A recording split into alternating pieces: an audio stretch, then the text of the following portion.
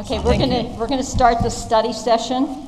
And Lisa, do you you're gonna give out the books first for the council members? Okay.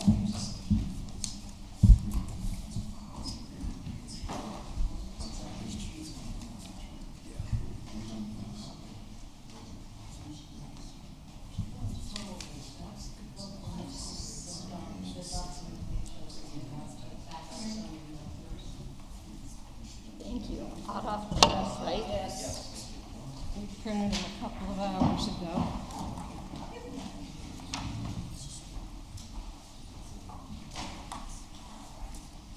Do you have them? I just have my pages. I don't. Okay, I think the new council members might remember getting this from last year. This is like details that accompany the actual budget. So, okay. Oh, Chris, you're going to go first then to talk about risk management. Okay. Yep. So I think Chris had introduced himself to Jasmine and Mo, but just say who you are because we have audience watching too. So. Yep. I'm Chris Moore. I'm the risk manager for the city. I don't believe we've met yet, Chuck, but nice to meet you as well.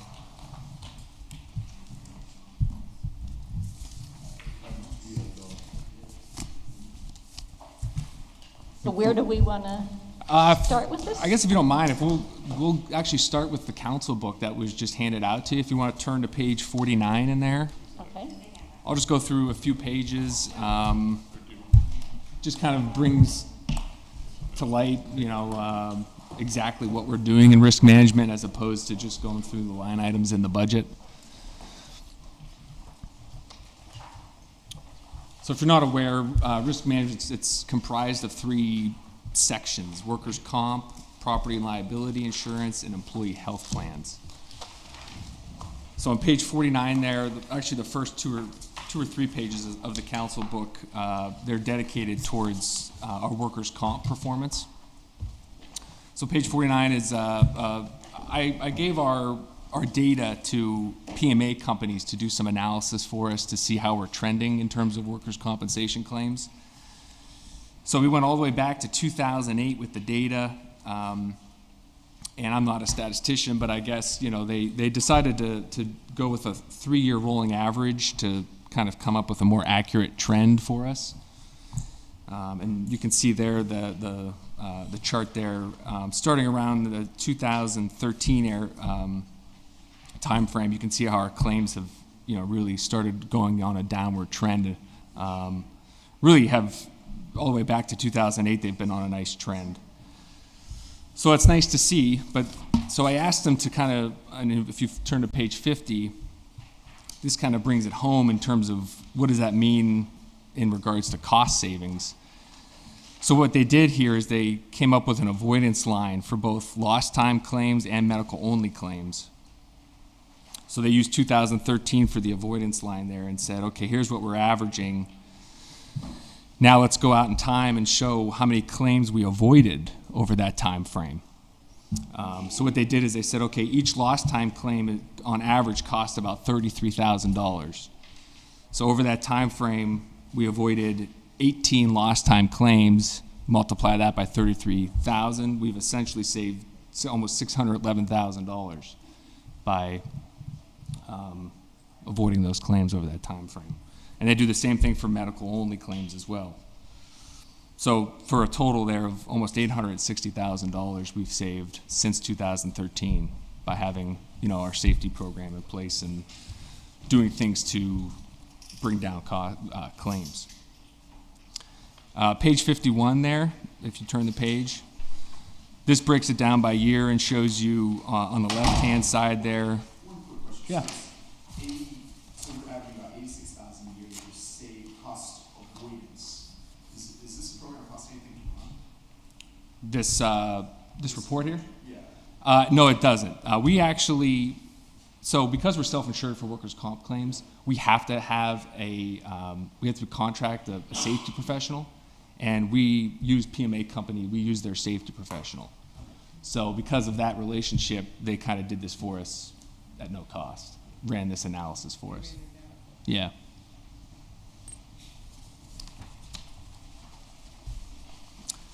So page 51, this again just breaks it out by frequency, which is the total claims, and then severity looks at the lost time and the dollar amounts. And that just breaks it down year over year since 2011. You can see 2011, the occurred is a large amount there. That's because that was the year we had our one and only stop loss claim, which it was a very large claim. A police officer was struck in a traffic accident. So you can kind of see where that one's the outlier there. And then below that, just breaks down, just kind of gives you a highlight of some of the safety-related initiatives that we conducted this year. I'm not going to bore you and go through each one of them. You guys can read through there, but we had some chainsaw safety, hands-on training, which was more difficult than I thought to find someone to do that training for us. But we were able to bring someone in this year, which was good. We also highlight, every year we have our annual walkthroughs at each bureau. So me and our safety professional, his name's Ken Nogan, we go to each bureau at least once a year. We do a walkthrough with the fire department now. We actually do a fire inspection at that safety walkthrough as well. So we're also having follow-ups now with these annual walkthroughs. So we go, we give them recommendations in terms of things that we see that day, and then we follow up 30 or 60 days after that to see, what progress they've made on those recommendations. The next page, page 52. This kind of gives us a look at how we're performing on the national scene. This is done by Midwest Employers Casualty. They're our stop-loss insurance carrier. So they're able to compare us to other municipalities across the country that they also insure. So the purple line there is their benchmark, which looks at the average and kind of says, all right, here's where we'd like you to be performing. The blue is the best practice, which is kind of like their dream scenario, and the red is how we're performing. And this is cost per workers' comp claim is what we're looking at here. So you can see year in and year out, aside from 2011 when we had our only stop-loss claim, we are continually outperforming not only their benchmark, but their best practice. And their best practice is within the top 10% nationally. So we're doing a great job there overall. Page 53 just gives you an idea of what we're paying out year in, year out for heart and lung payments. If you're not familiar with that, it's something specific to police and fire. It doesn't mean that your heart or lung was the body part that was injured. A state requirement, it's not us. Right. It's a state law.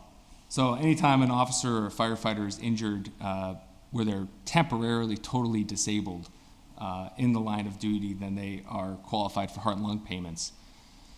So normally, if you're on workers' comp, you get 66 2/3. Well, for police and fire, there's heart and lung, which means you get your full salary, no taxes taken out. And that's just protected of them in their service and everything. Right, yeah, because they're, yeah.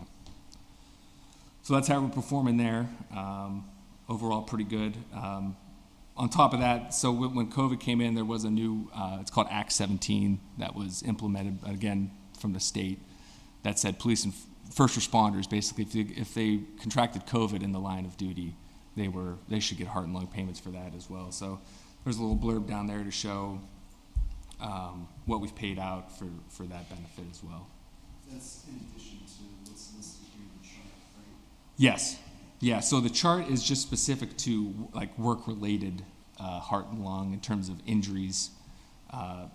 Down below where I mentioned is the 64,000, that's separate. So you would tack that on to the 99,000 there for police, and the 124 would go on to the 89,000 for fire. Do you know how we compared to other municipalities? I don't know that, and I don't know how we would get that data. But yeah, that would be interesting.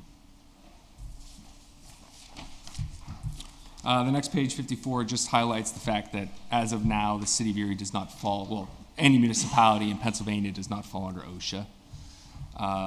But that doesn't mean, it's the Wild West either.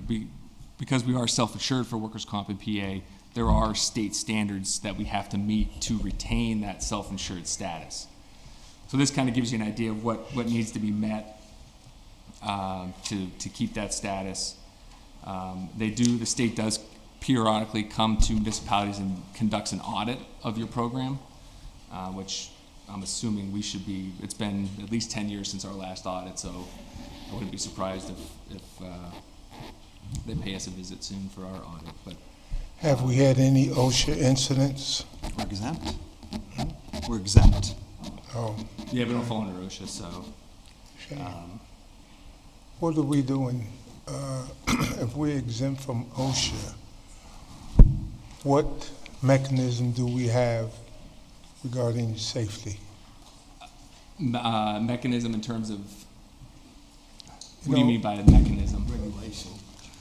Well, so whenever we go, like we do our safety audits and our visits, and if we're gonna do a safety initiative, we use OSHA as our guide. Okay, That's who we look to OSHA for what we're going to do to address the situation. okay. The difference is, if we don't have the funds Okay. or the money to do exactly what OSHA would stipulate, Good. then we have the leeway to, do the best we can, basically. But that, we always use OSHA as our guide. That's all you can do. Yep.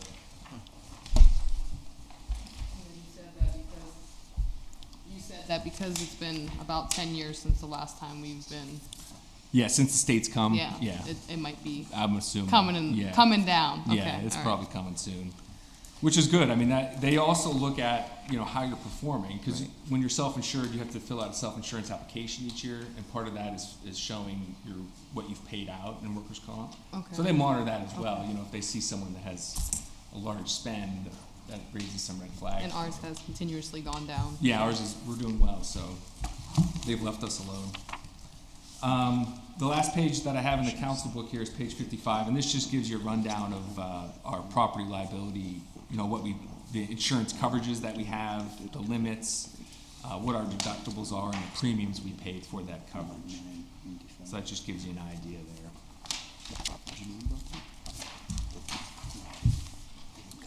So we're self-insured for workers' comp, which that means we pay the claims as they come in. We have a third-party administrator that processes the claims for us and advises us, but it's not like we're paying a premium each year. So we're self-insured for workers' comp and health insurance as well. But we're fully insured when it comes to the property liability. So that's where you're seeing those premiums there. We pay that once a year and we're done. The insurance company does the rest. I have a question. Sure. Do municipalities qualify for like VPP, which is like the voluntary protection plan, or I got the 1P wrong, but I know. But it's like the gold standard in the industry for health and safety, and I just wondered if municipalities qualify for that, and if so, have we applied for it? And two,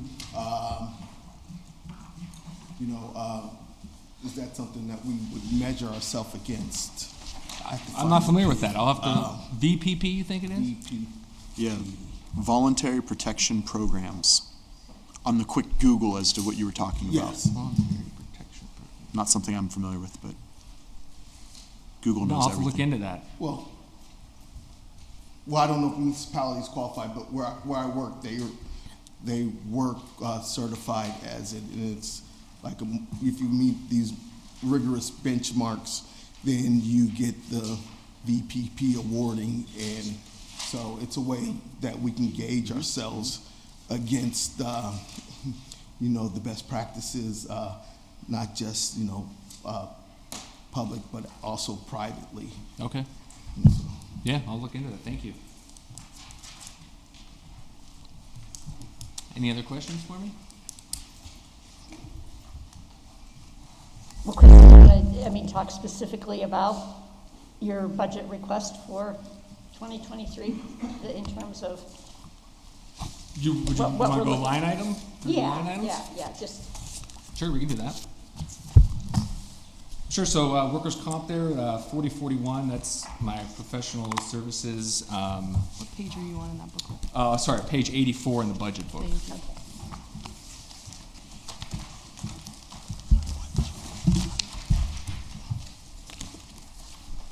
You want to have Kim pull this up? Would that be? Is that all right? Okay. Lisa's on it. That looks like revenues there. Oh, next page.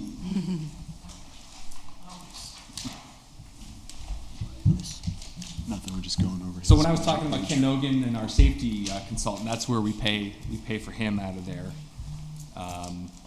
We also pay our workers' comp third-party administrator out of that line item. Along with we have an outside, actually it's just the TPA Work Partners is their name. They handle our workers' comp and our FMLA. So that also comes out of the 4041 line item as well. That's up 30% this year. Any particular reason?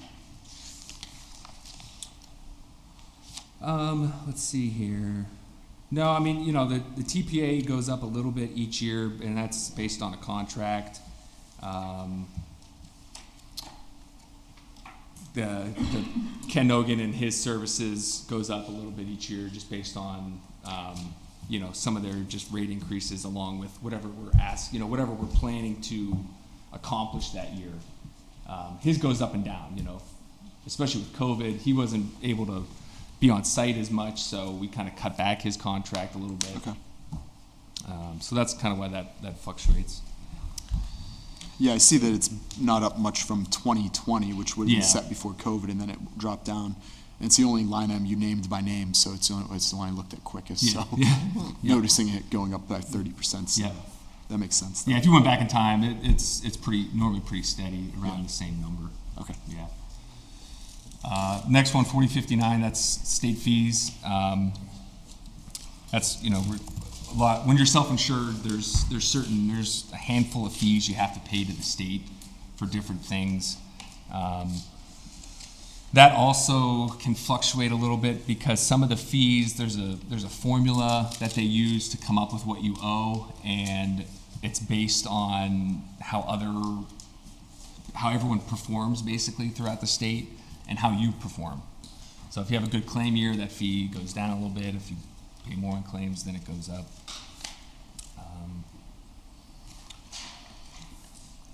And then 4065, that's our stop loss. Another name for it is excess. I think we call it excess workers' comp insurance. So I don't know if you're familiar with self-insurance, but when you're self-insured, you have to purchase something called stop loss. With workers' comp, that number is $500,000 for anyone besides police and fire. For police and fire, that number is $650,000. So what that means is once you reach $500,000 on one particular claim, this insurance would kick in and pay the rest of the claim. It's just a way to protect yourself when you're self-insured. You have to do the same thing with health insurance as well. So yeah, that's a premium there. So we paid $314,000 this year. We're looking at, it's going to be, I just got the quote in, it's like 333 and change. The nice thing there, I was able to negotiate with them a 2-year contract with them, which includes a freeze. So we're going to pay that $333,000 this year and next year guaranteed. Which again, if you go back in time, even though, like I said, we haven't had a claim with them since 2011, so our performance is, they're making money on us. Mm-hmm. The premium is based on a rate that they charge you times your payroll. And so because our payroll goes up each year, our premium goes up, just the way it is. So having that 2-year freeze is, we've never had that before, so it's nice to lock in with that. And then 4067 is just claims. We kind of look at a 5-year, 7-year average in terms of what we spend on claims, and then we factor in an average in terms of settlements and payouts to come to that number. I took off $100,000 this year,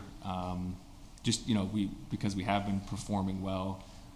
With self-insurance, you just never know, so it's hard to budget too tightly you know, when you're self-insured.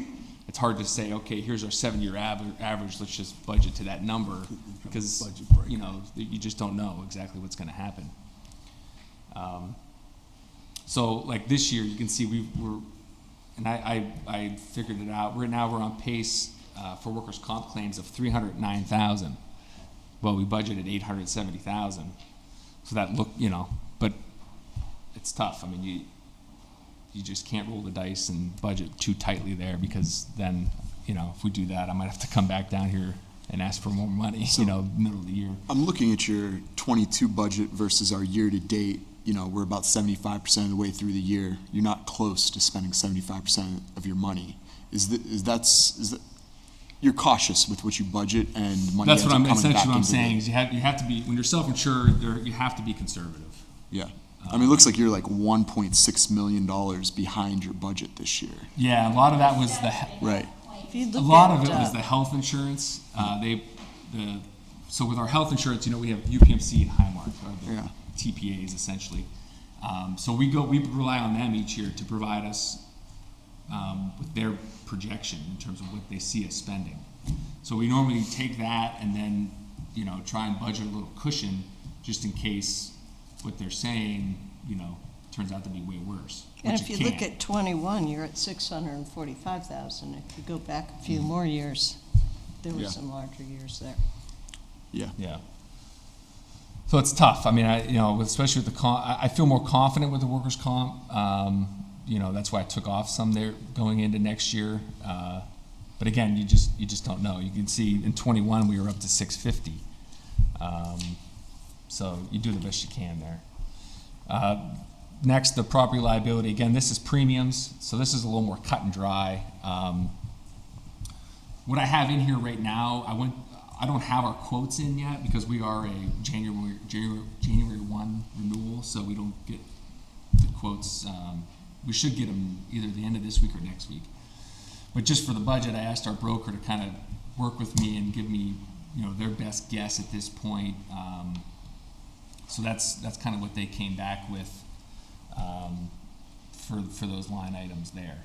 So when I get the quotes, you know, hopefully they outperform this or better than this, and we can, you know, adjust it accordingly, because that is a set premium amount. You know, we know what that number is, but we'll just have to wait and see. We're expecting increases. You know, insurance, it's a global market, and with, you know, hurricanes and floods and wildfires, I mean, these insurance carriers, you know, you might not necessarily be getting hit from us, but they're getting hit in other places, so they're looking to make their money back. So we're expecting increases there, as you can see.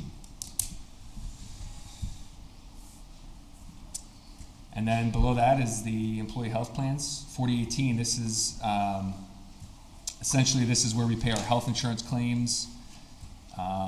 We also pay the Teamsters. They aren't on our health insurance. They have their own health insurance through the welfare fund. So we pay a monthly premium for each person that takes their insurance. So we're looking, I think we budgeted about 2.9 million for that. So again, so 4018 is our health insurance claims, the Teamster welfare premiums that we pay. I think we pay the life insurance out of there as well. And then the Ask Me Vision, you know, that's $4,000. That's also coming out of there. But the big increase that in there is our health insurance claims. They are I know Highmark and UPMC projected about 12 million. So we budgeted about 12.3, 12.4, I believe.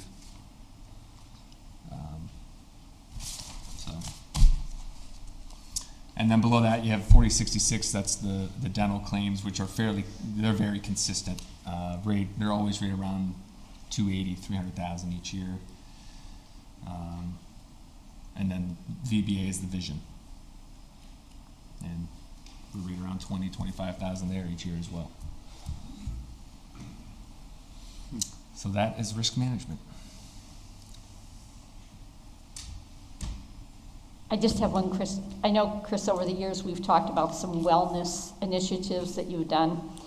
Do you see anything coming forward on that in 2023. I know Erie Walks, although I don't know if that came through your department, but is Yep. there anything that you anticipate doing or would like to do to improve wellness to, maybe directly or indirectly impact the cost of the health insurance program? Is there anything that you wish you could do or that you haven't been able to? Yeah, I mean, I wish we could have a formal wellness program. In the past, we've tried that and, it's been difficult with the unions to get something like that in place.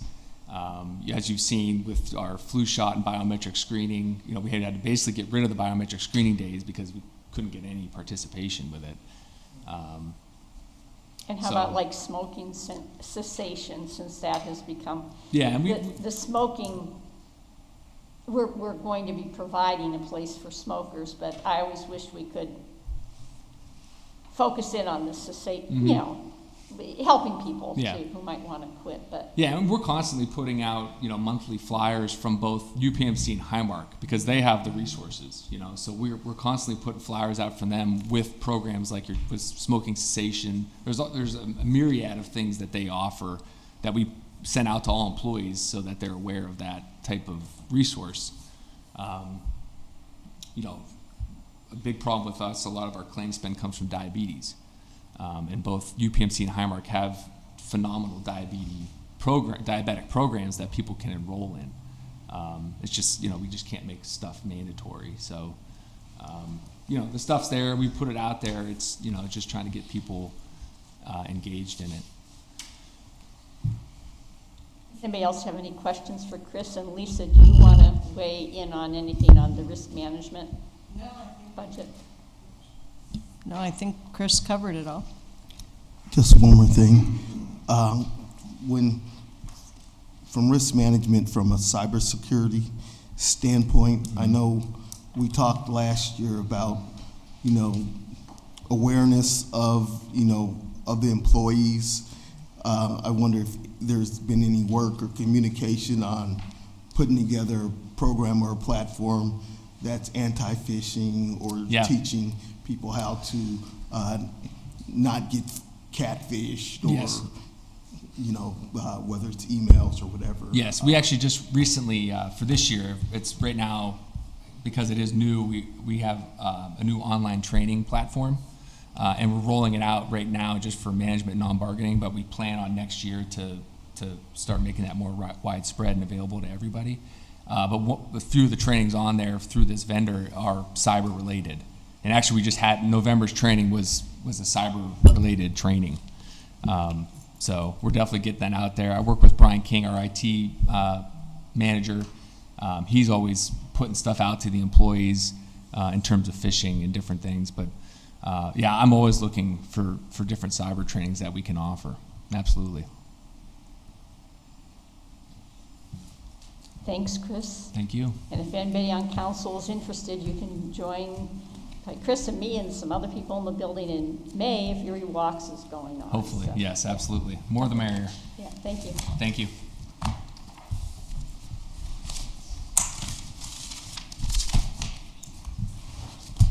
Okay, I think fire's gonna go next. Fire next, okay.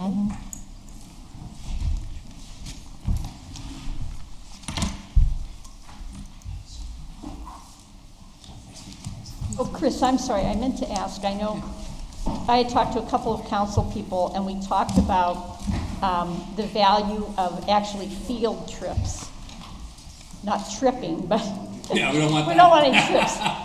But if there's anything that you think would be valuable for council members to see about your operation or, your responsibilities, please let us know, especially, if it's budget related or you would like us to do, an actual show and tell with you somewhere. Yeah, that's a great idea. Yeah. Okay. Yeah, we should get together. We could talk about maybe coming on one of the walkthroughs or something at some Yeah. point and seeing that process. That would be wonderful. Yeah. Thank you. Okay. Okay. Sorry.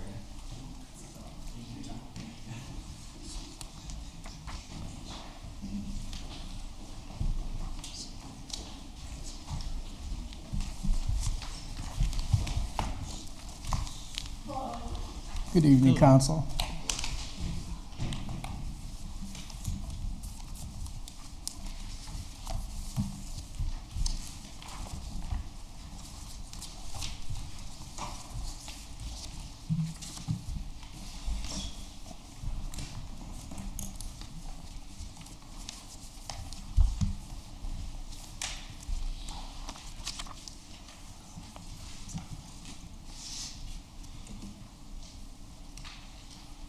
Okay, Lisa, do you want to start, or do we start with the chief, or with Lynn?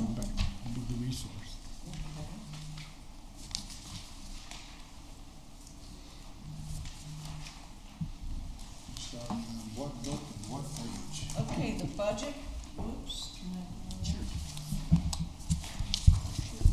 Okay, the budget book, page, 31. No. 48. 48.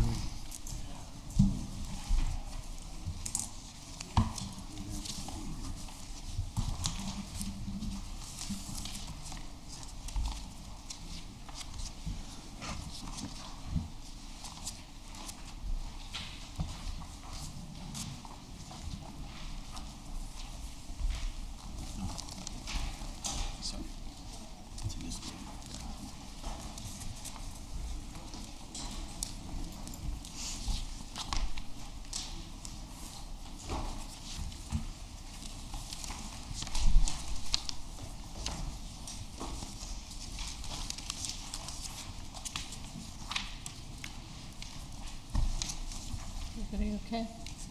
All right. Okay, I think you'll notice that we're pretty much holding the line on this budget. The labor has increased based on contractual increases. The overtime is basically the same as the 2021 actual overtime, which with the raises and all that built in, that's a reduction in overtime hours. All the below the wages line, the office supplies, operating supplies, we've held the line on all of that. Your only increases are repair and maintenance supplies due to inflation. And an aging fleet. And an aging fleet, right. And let's see, It looks like we've already spent 60,000 more than we budgeted last year for overtime, with 3 months to go. yes. So while the budget states this, that doesn't. What's going on with that? Well, it's peaks and valleys. You know, overtime is dependent on callbacks for fires. In our department, we are known as a one-fire fire department. We have 5 pumpers to squirt the water and 1 ladder truck. A normal response to a structure fire would be 3 pumpers and a ladder, and then sometimes 4, depending on the severity, which would leave us only 1 pumper left in the city. That requires us to protect the rest of the citizens to call in an additional 2 pumpers and a ladder truck to cover the rest of the city while we're fighting that fire. And not only does that affect overtime, but injuries on the fire department, sickness, it's peaks and valleys. You know, it's just like the stock market. You can't depend on what happened yesterday. It's what happens today. So the number of fires, the injuries, and sickness, that's what fluctuates the overtime budget for the fire department. So what good is it budgeting for 2023 what we spent in 10 months of 2022 so that we match 2021 numbers? I mean, what's the point of budgeting so low and then pointing out that we've budgeted so low when we've already exceeded it this year? Yeah. Well, this year was a peak year compared to our past history. Injuries are up this year. Okay. The additionals come from outside of Erie, or you say you got 4 pumpers at a site, and then we have 1 left. Yes. Is that additional from outside? Mutual aid. We call mutual aid when we have a big configuration, like, God forbid, the Boston store. You know, no fire department in any country, in any city, in any country could handle a fire like that on its own. And that's when we depend on those people. But when we're fighting fires within the city, we have to call back. We have to protect the people. We call back our own extra crews. Yeah. I think you mentioned on one of the mayoral briefings a couple of weeks ago about how the shortage of EMS impacts the city of Erie, which I was, I keep hearing about the shortages that are out there. I didn't realize that it has impacted us. Didn't you say there was a time when Harbor Creek had to step in and respond to an EMS call? Yes, ma'am. Not only in the city, but the entire country. The emergency medical system is crumbling. It's terrible. Part of the problem is the pay scale for EMTs, maybe $15 in Erie. At 3 guys, for $20 an hour, you can make hamburgers. Why would you want the stress? And it's crumbling. And it's going to get worse before it gets better because we need people to be trained, and it takes at least 6 months for an EMT to be trained, and then at least another 6 months on the street so they grasp a hold of the job. It's a hard job. It's a real hard job. And just like our fire department, all of us are EMTs. That's 135. And I'll beat the drum for my people. During COVID, they came to work every day, went into those houses every day, knowing what might happen and how careful they had to be so they wouldn't take it home to their families. And they did a heck of a job. And I'm very proud of them all. But when it comes to EMS, the state law requires when emergency care runs out of ambulances, the next closest ones would be Mill Creek or Perry Highway. When they run out of ambulances, you go to the county, mutual aid. We've had ambulances come in from Harbor Creek, from Fairview, to take our people to the hospital. And it's going to get critical. The time wait before was like 5 to 7 minutes. We can get them on a road and get them to the hospital. Nowadays, you may be waiting 20 or 30 minutes for an ambulance. Like it says, there isn't a quick fix. And the rural fire departments are going to follow the same as the EMS in the county. Fire response, you may get 12 different fire companies to go to one fire, and you may have just 12 people. And out of those 12 people, only maybe 5 may be certified to go inside that building to fight that fire. So the county is going to be more and more dependent on the city.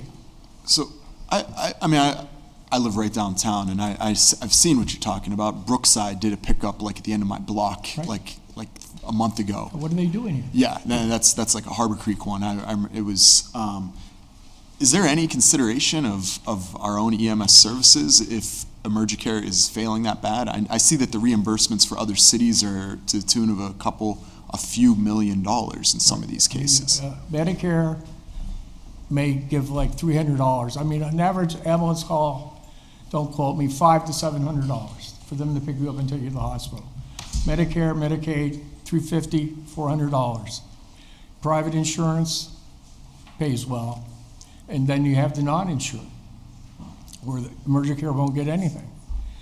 But council, if we ever had to take over fire-based EMS, we couldn't afford it. But ultimately, by law, the municipalities are responsible for fire and EMS service. I believe the numbers that Emergicare gives is Medicare pays about 60% of the actual cost. Medicaid pays about 40% of the actual cost. And then insurance is a little bit better. And then you have the people that have no insurance, they're not covered by anything, whether it's the homeless or just somebody that's not insured. Underinsured. So. Yeah, I always hear that this is why we have Emergicare providing bad services, is because they love taking someone from Hammett Hospital down to Pittsburgh with good insurance that doesn't live in the city. That's what I always am told is the, and that's right. I understand. Anecdotal. Emergicare does transport from Hammett and Vincent down to Pittsburgh and Cleveland. Erie does not treat young children. Mm-hmm. They stabilize them, and when you need to get that baby or that young adolescent down to the hospital, Emergicare is going to go. They have to. You know, it's a matter of life. And they're responsible to get that child down there. They're gonna take that child and pull a rig off the street. And if that's a sacrifice that has to be made, AmeriCare's trying. They're not the bad guy in any of this. You know, like I said, it's the whole country's suffering. You know, they may put out 5 or 6 ambulances on the street a day, but if Hammett and Vincent need to send a child or an adult, transport them downstate, they have to take them. I think if you'll remember, I think it might be Jim Winarski who used to ask every year about the possible, like, filing claims, because you're the first responders to like traffic accidents and everything. Did anything ever come of that, or? We're that close. Okay. You will be seeing ordinances very soon. Okay. Because, you know, we've looked at Wilkes-Barre, Scranton, and other places, and it isn't a charge, and it won't be a tax or a fee. It's only your insurance. When we go to a fire, we'll pay for a fire truck. Just like your insurance, if you have medical insurance, will pay for an ambulance. We would only charge the homeowner if they have insurance. We will not charge them if they don't have any, because that's one of the worst days of their lives. We're not, the fire department, nor the city wants to make it any worse. Mm-hmm. But the insurance will cover some of that payment. Should I ask Ed Betson to chime in on that or anything, or should we just hold our horses till? I think there's a couple things. One is that you're going to have, as a way to help fund some of these costs, we'll have an ordinance that would charge for fire response, and it would charge to insurance companies. The second provision would be that we may go down the road. We've been talking about having inspections for fire safety, and then there may be costs charged for there would be cost charge for those inspections. The purpose of that is not as a revenue generator, but really as a way to try to keep the catastrophic accidents from happening. How are we doing on inspections for at-home daycare? Because of course we can't sit here with the fire department without realizing talk about loss of life without thinking about that fire from a few years ago. So are you able to keep up with those inspections? Well, I'm glad you brought that up. If you wanted to ask me what my primary want was for the fire department, is at least 2 more fire inspectors. We only have 2 for the city. And to be honest with you, when they go around, it would take them 5 years to inspect every facility. Now, daycares, they're the #1 priority, and they are inspected every year. Every year. But other places we inspect, to be honest with you, the business owners of this city do realize that our inspectors will go in and they might not see them again for another 4 years. So we write them a citation. This is what needs to be fixed. We don't have the manpower to go back to visit those businesses. And fire prevention, I can't put a number, I probably shouldn't put a number, but those 2 fire inspectors are probably worth 10 firefighters. With them going in and us getting more businesses and establishments inspected, the loss of life or of a fire will be unbelievable. Truly. Those inspectors really work hard. And we only have 2.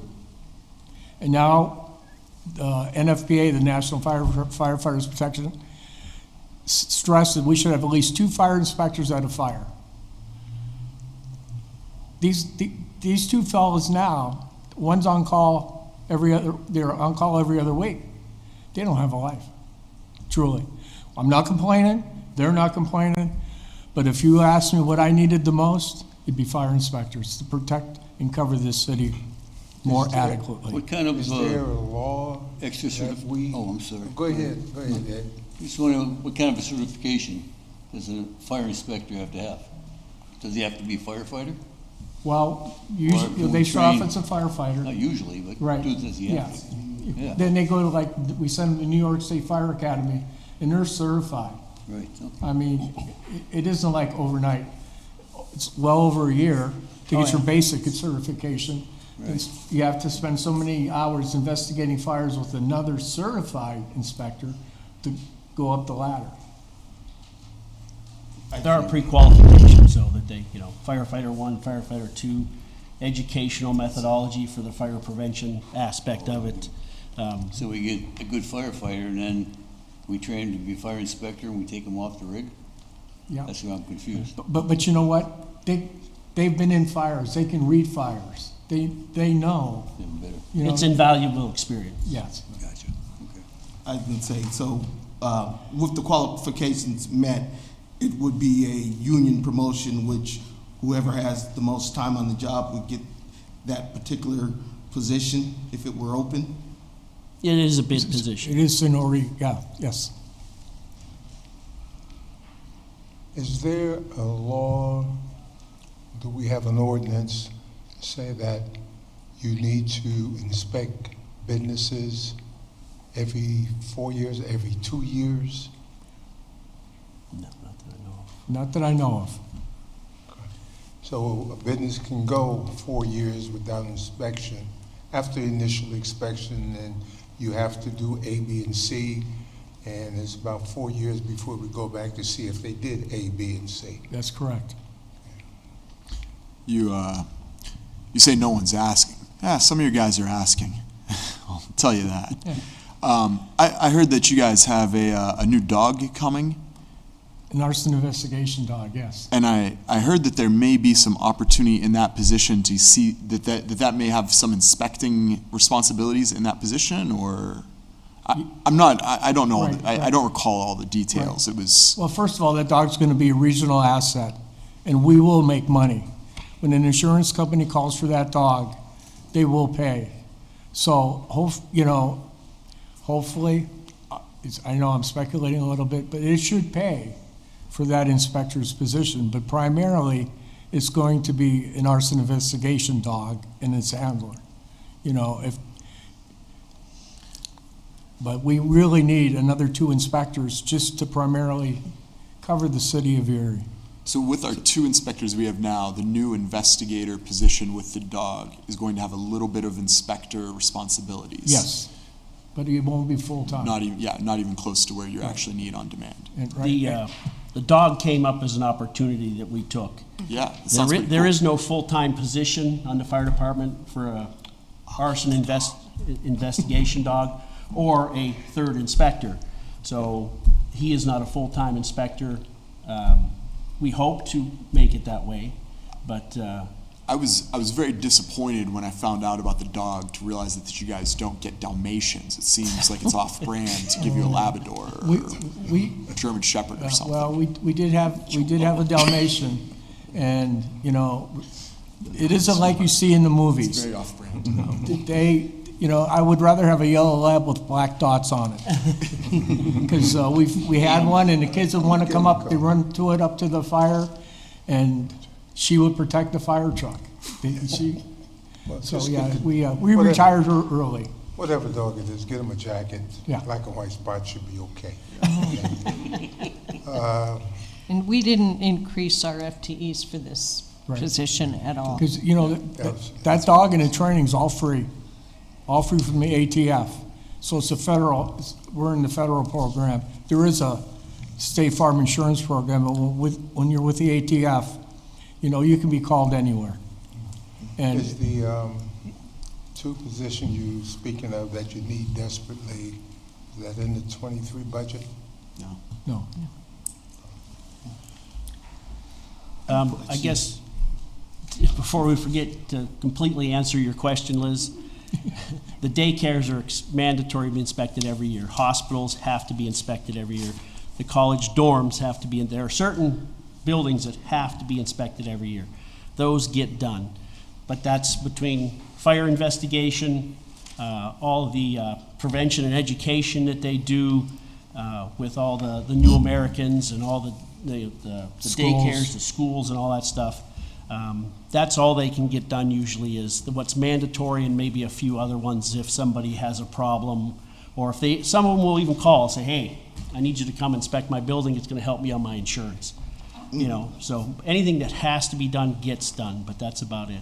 Yeah, I have a question. Does that also include high-density residential, like the towers, the Boston store, and, because that's something we might need to look into from a statutory standpoint of if you have more than 20 units, you know, you should be getting expected Oh, absolutely. every year, even if it's, you know, at a preventative cost up front. But I think that those are the disasters we're looking at, you know, that we don't want to happen in our city, is one of these high-density buildings running into a problem. And I know, I want to say the High Point, not the High Point Towers, the one on behind the Burger King had a fire in it a couple years ago, and there were problems. And so I just wondered Behind if you... Taco Bell now? Behind Taco Bell now? Behind Taco Okay. Bell, yeah. Because I think that those are the places where the catastrophe could happen, and maybe that we need to look at it statutorily about mandating units of a certain size to be inspected, and if not, have them create programs to inspect them themselves and report them out if we're unable to. Yeah, well, You know, Mid-City's had one elevator going for almost a year. I know, they call me all the Parts or time. whatever. They call us all the time. Yeah. I have two questions. I'm actually just curious because I know you said that you have a need for those two positions. Is there any federal money that we could apply for or look into or not? No. No. Not for inspectors, maybe for firefighters. Well, that's what Well, I'm saying, just for no, the fire there's- department as a whole. Like anything that we In the, could. for fire, federal, we've applied for federal money and state money for personnel. Okay. And personnel requests get funded about 1% of the time. They just don't, because we don't qualify, we don't have people laid off, and we're meeting, not 100% of the time, but most of the time, we're meeting the time standards of the NFPA. Response times to fires. So there is, I mean, there is a lot of money out there, like for law enforcement, for personnel. A lot of their grants are personnel. Ours are equipment. Fire grants are 99% equipment. Okay, and my second question was volunteer firefighters. Do we have a volunteer firefighter?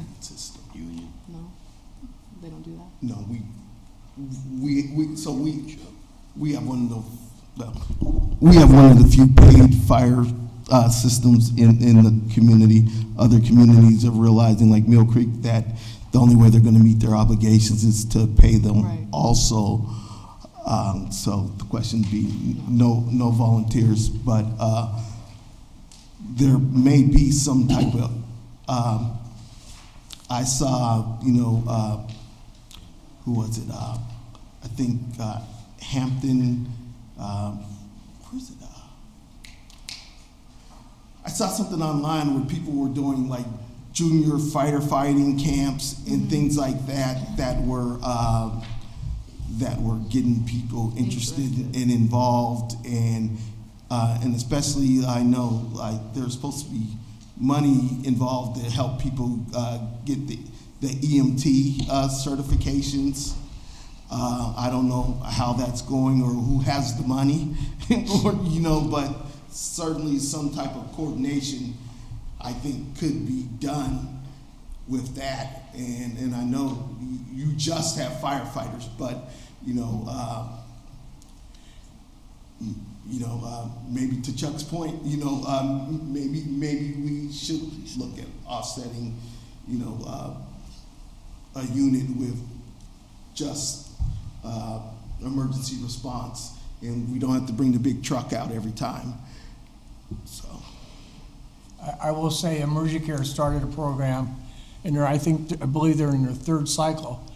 They will screen people and hire them to train them to be EMTs, and they will pay them the wage that they would make as an EMT throughout the school. And they're indentured for, I don't know, 2 years maybe. So a paid apprenticeship? Yeah, the programs are out there, and anybody that wants them, they're there. The interest is not there. It's not only the interest, it's the, what's the word I want? When you were a volunteer firefighter years ago, you were somebody.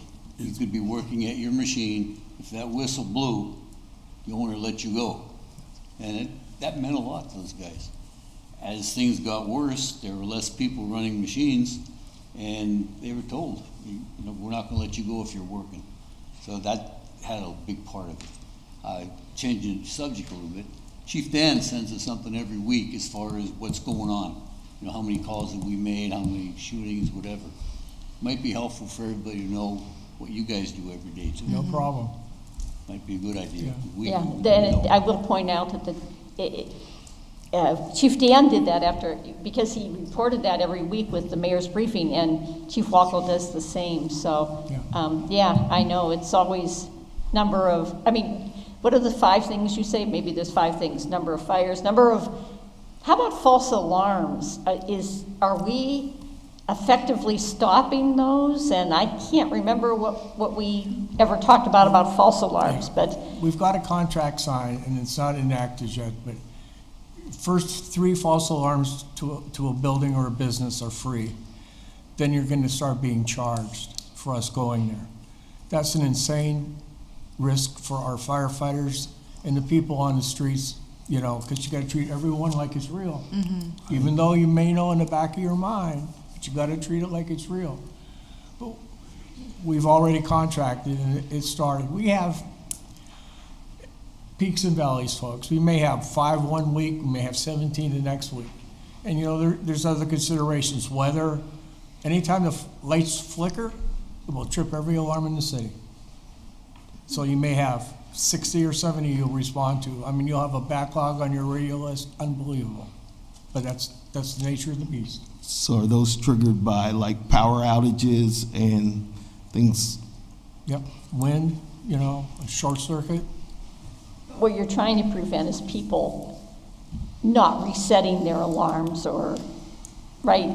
Not fixing them. Yes. Right. But to Ed's point, that would be helpful, and you probably know what the chief has been sending us, and I know it'd be really easy for you to add to that data that we get every week, so that would be helpful. Right. Last week's report will be in your boxes tomorrow. Thank you. Thank you. You're welcome. You could just email it too. Sure. Yeah. Email, please. Email. Yeah. Email. I know. I'm a New dinosaur. school. Old school, new school.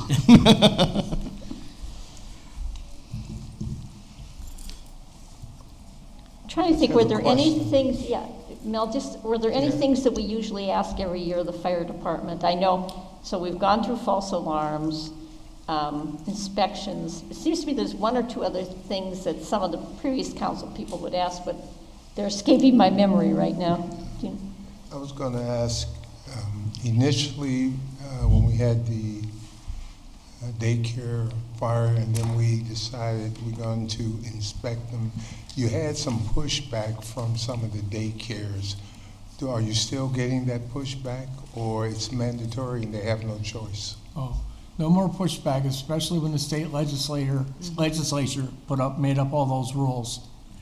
You know, Senator Laughlin really got on the ball and pushed that and it was fast. I never saw laws passed that fast within the Commonwealth. But it's a shame that it took that, but it wasn't,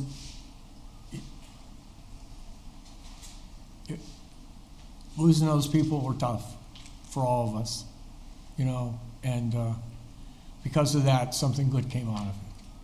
Very positive. I remembered what I wanted to ask about. I think we tightened up our regulations for, we had some problems with people, everybody had fire pits and everything, and Daryl Hart had come to us and said, hey, we gotta address this. So are there any issues like that we should be aware of? Any like new trends that could lead to bad practices at home, or are we doing an okay job in terms of cutting down on open burning? I think one of the things that really impressed, well, I don't know if it was a good impression, but stuck with me, was that blighted house where you had to respond to, there were overdoses there was a fire, there's the one on Chestnut Street. So are there any looming issues that you're going to be dealing with like that? There were people who were supposedly squatting in that house, and that was a bad situation, but is there an uptick in that kind of stuff? Or you had the person who was homeless who started a fire at, was it the stairwell at Modern Tool to keep warm or something? I just am wondering if there's anything that we should be aware of that we want to just be prepared for. So, What do you think? I don't think there's an uptick in anything like that. I mean, you're always going to have it. I don't think there's an uptick. I'll point out, if you see an uptick, our runs so far this year, we've been on 1,100 more runs so far this year than all of last year, which is mostly EMS calls. I think for whatever reason they slowed down during COVID because people didn't want to go to the hospital unless they absolutely had to. They thought hospital was the worst place to be, but it seems to have come back with a vengeance. Like I said, we're up 1,100 calls so far this year over all of last year. I have a question. It's more for curiosity purposes. I had sat in with the New Americans for a fire demonstration a couple weeks ago, and I was really curious, with winter coming, is there any type of public service announcement that we do for the community to know about if you're going to be using space heaters to plug directly into the wall, if you're going to end up using any type of additional heat source, like the proper ways to go about it? Because I feel like in the winter months we do have a higher number of fires. I guess, heated blankets and stuff like that. We do interviews every year about space heaters with the news, and our inspectors, when they go around and do the New Americans and they do all their other education, bring it up. I don't know if that's are the what ones that do the education too. Yes.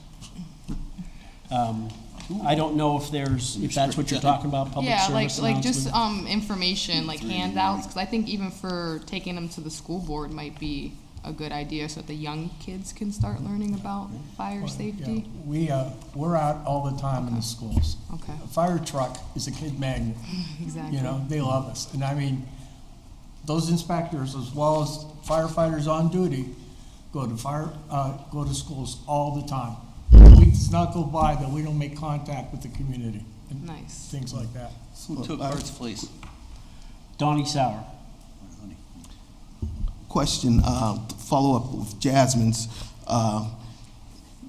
not necessarily a PSA, but I think she's also saying something that visuals that might, people who English is their second language or something, and make it easier, like where you see, a picture of plugging in and you have an X or a red, something that makes it more simple for a large community that may or may not understand English or, the presentation.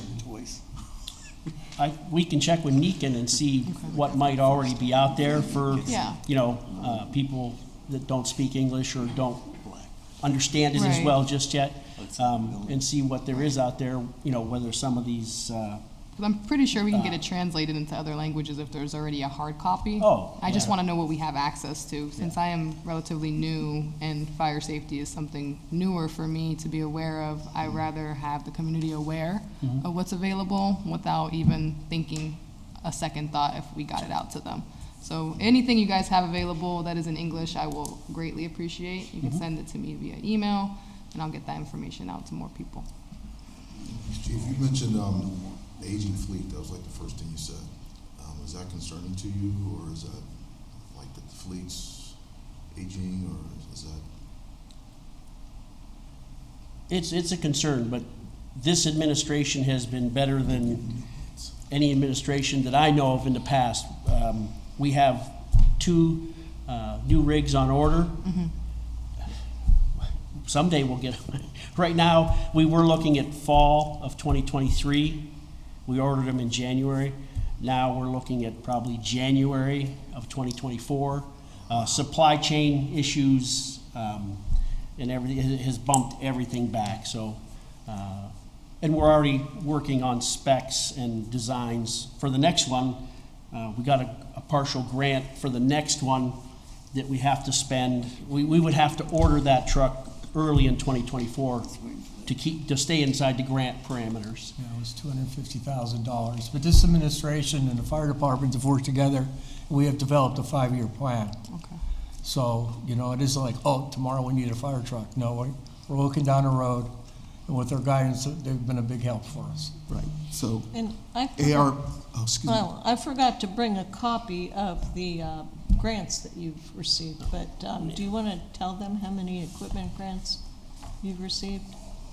Well, this year, and we're still waiting on one that we applied for it early in the year, and they're saying that hopefully before the end of November, we'll find out if we were awarded. But in 2022, we applied for $640,000 in grants. We've so far been awarded $439,000. But since 2018, we've applied for $3,868,000, and we've been awarded $2,419,000 in grants. So, and that doesn't include every year we get a Pennsylvania Fire Commissioner's grant for roughly $15,000. We get that every year. We apply every year, and we've gotten a couple of EMS grants through AHN and through the state. Yeah,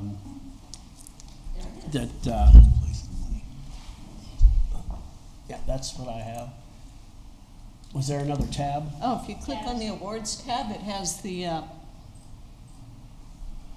where they're coming from. Now, this money is used over and above what we have on this. That's No, outside of the budget. this, yeah. Yeah. What's on that list are not the EMS grants or the Fire Commissioner's grants. So, This is everything that Abby Skinner takes care of. The Fire Commissioner's grant, we take care of ourselves, and the EMS grants, we take care of ourselves. Abby's done a fantastic job over the past years getting us grants. okay, and didn't we award ARP money for the fire trucks or the new rigs? New rigs that are ordered? Yeah. One of the fire, there's 2 trucks Right. that are being funded with ARP, revenue replacement. One's a pumper, one's a ladder. What's that? Back order? We're waiting. Yeah, I guess the one's on back, but I just want the record to reflect that that there was a, how does Brzezinski say, unanticipated and revenue expenditure from the ARP Got you on there, fund into the fire department. Right. You know, and I just like to point out, our fire department rating is ISO 1, which is the highest rating for a fire department, and there is maybe 2,500 throughout the country that have that rating. So we're on top of things. And I understand that saves me some money on homeowners insurance, Right, right? exactly so. People don't realize that, but the higher the rating, the cheaper the insurance. The other thing that grants do not fund is fire trucks. Equipment that go on the fire trucks, all the tools, AEDs, thermal imaging cameras, hose, all kinds of equipment they will fund. Our breathing apparatus, we got a grant, $500,000 grant, 2020, paid for all that. They do not finance the rigs. So, So, well, we're in a good position to Yeah. Yes, we are. help you with the new rigs, and so. and can't on all wait till of they them, get except on. for these last 2, the 2 prior to that, we got grants. The one, they paid for half of the fire truck, and the other one was just slightly under half. So we do get grants from the state. Yeah. Federal government does not give grants for equipment. Representative Harkins and Morrisky have helped this city out a lot when it comes to the fire service. Right, so I think there's been 3 or 4 since I've been here in 3 years. When we get these 2 new apparatus, the ones that, are they gonna be Can we replaced, sell or are we them? gonna add that to our fleet? Well, we'll put one of our They're ladder truck, replacing the yeah, old equipment. 1991. We got a 1987 out there, and Anybody driving a car that A old? 1991 and a 1987 will be replaced. And how many do we have? There's a Overall page vehicles or on- fire in the, trucks? Just our fire trucks, just so we know. We have 6 frontline, Okay. and then we have 6 reserve for the callbacks or when their maintenance is being done. And then we do have a 3rd tower truck. What page, Tori? The page 38 in your council book has all the trucks listed with their mileage and their years. Not all of them, but No. not the spares, just Yeah, the those are front the lines. frontline. Which is kind of a segue into pages 31 through 38, have all kinds of information that you might want to browse later. Yeah. And I've got to say, because we have our own maintenance staff that not only services the fire trucks, the fire pumps, our SCBA's, our air tanks, the city is really, we're really blessed. We have 3 dedicated individuals that keep that fleet going and going. I mean, 1997? 87. How much longer is Marsh Street gonna exist before it caves in? Only the guy up there knows, sir. Now, you cried to me before. I thought you'd be a little more honest. We're in bad shape over there, so I'm trying to Yes. say. all It's an kidding old aside. building. Okay. So we don't know Hey, what we the Kohler adapt and building is. overcome, you know? Right. I hear you. We're working on the Kohler building. It's in progress. I hear you. How about, like, we talked about programs to interest people in firefighting, but how are your recruitment efforts going? You have a good pool of candidates that want to be firefighters still? I think last 2 years ago, we're gonna be giving the test next year, Okay, but the last testing, we had over 300 A apply. little over 300 applied, 291 showed up to take the test.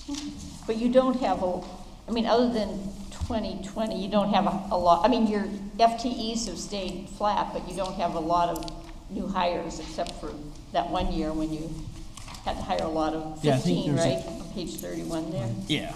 Okay. We're anticipating, you have some retirements every year. We're anticipating half a dozen, maybe 8 next year. You never know. It's one of those things where one day a guy might wake up and go, it's time. And whether he's having trouble getting out of bed or he just, Had you know, Over had it. one bad call and said, you know what, I'm done. And since Ed mentioned Marsh Street, I would ask you also if there are any show and tell opportunities that you would like council to see as we're deliberating the budget, please let us know, or I'm sure council, if they have something they'd like to see, could approach you. Thank you for saying that you'll have those stats to us, starting ASAP. Yeah, I think you said tomorrow. Right. Are there any other questions for the fire department? Or Lisa, are there any other points you wanted to make about fire? No, pretty much every line item is holding the line from the last budget, except for the maintenance and repair. maintenance and heat, light, and power, and we can't really do anything about the heat, light, and power. We are still in the middle of bidding it, though, so we might have a different number for that by the time we do the final budget, but I'm not really expecting it to drop with These the candles. What about like the solar panels? Do you see, I know it takes a long time to get payback for those kind of investments, but do you see that being done at or was it just unique to Central Fire Station? They did a study, and that was our one station that was suitable for that Okay. kind of an installation. We don't, our firehouses aren't in wide open spaces. Right, they are, yeah. You know. But that one, Yeah. yeah. Right. And the angles of the roof are, Yeah.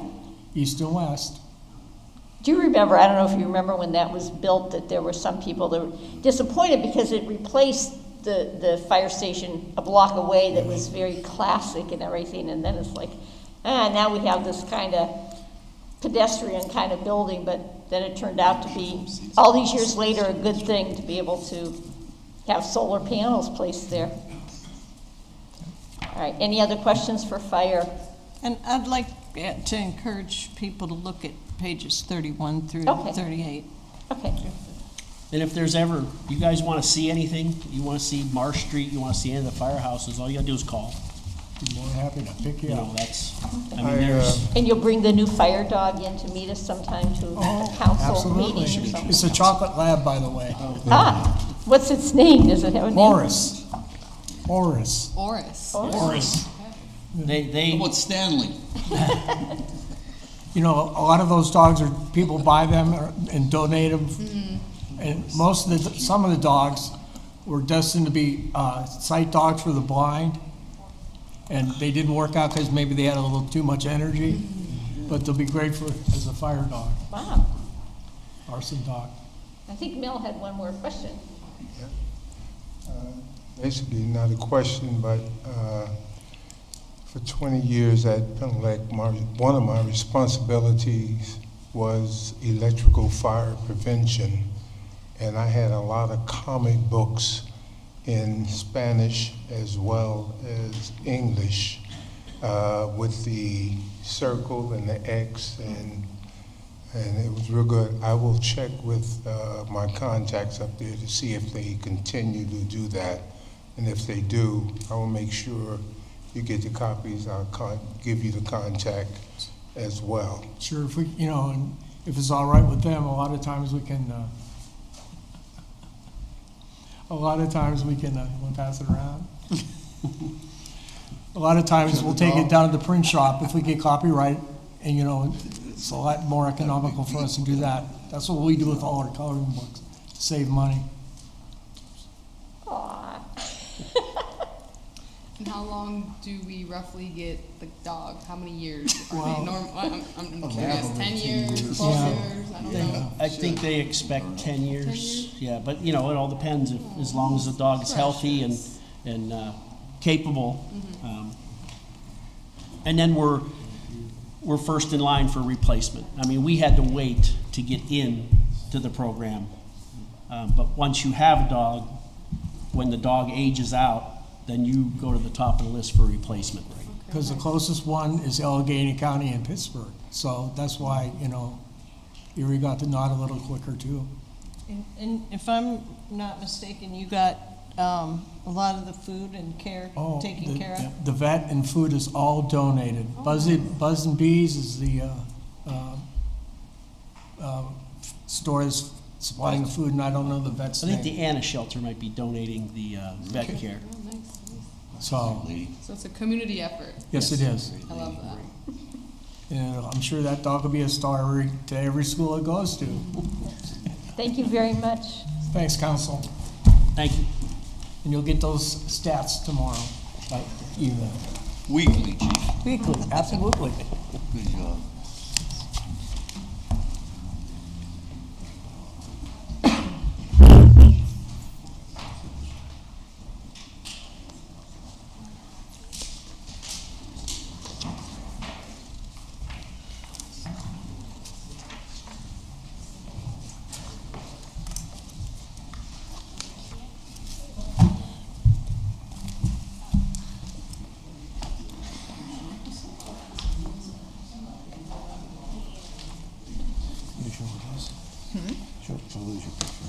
Oh, Stanley?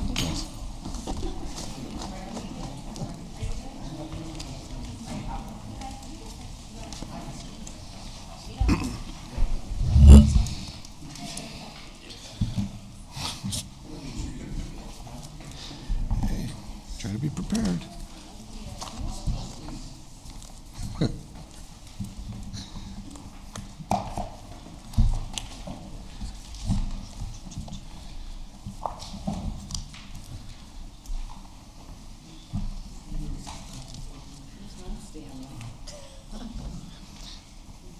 You talked about a dog named Stanley. Yeah. Her dog Stanley Yes. wouldn't get in the cage, Yeah, my, so she was late getting here. My youngest granddaughter is blind, and we just Ah, got dog is gonna be here. mini Labradoodle. Okay, It's, she's- it's not a he's service dog, but He's a it, miniature yeah. golden doodle. Yeah, he's been in our other dog house.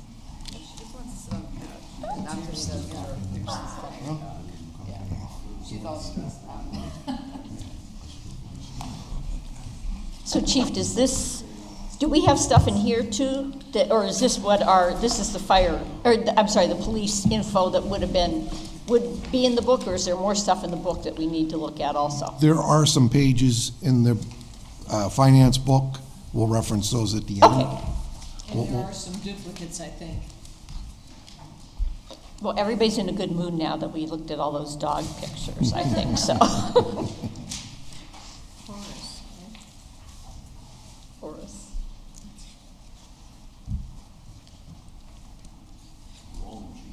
Roland, you ready? Well, remember, two people just took a little break, so why don't we at least give them another minute or two to come back? No, Jasmine and Mo. Maybe we can break this down. Okay. You want to lead us in some mindfulness exercises? And some jumping jacks? No. Yeah, that's a good idea. You stand up. Okay.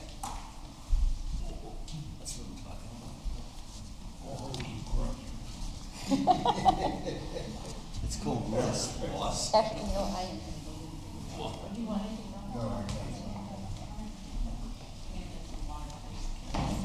Once I get walking, I'm okay.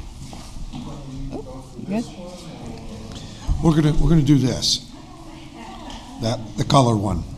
No, on your lap. Looks like they have it over here. Did they give it Should- to? No, that one.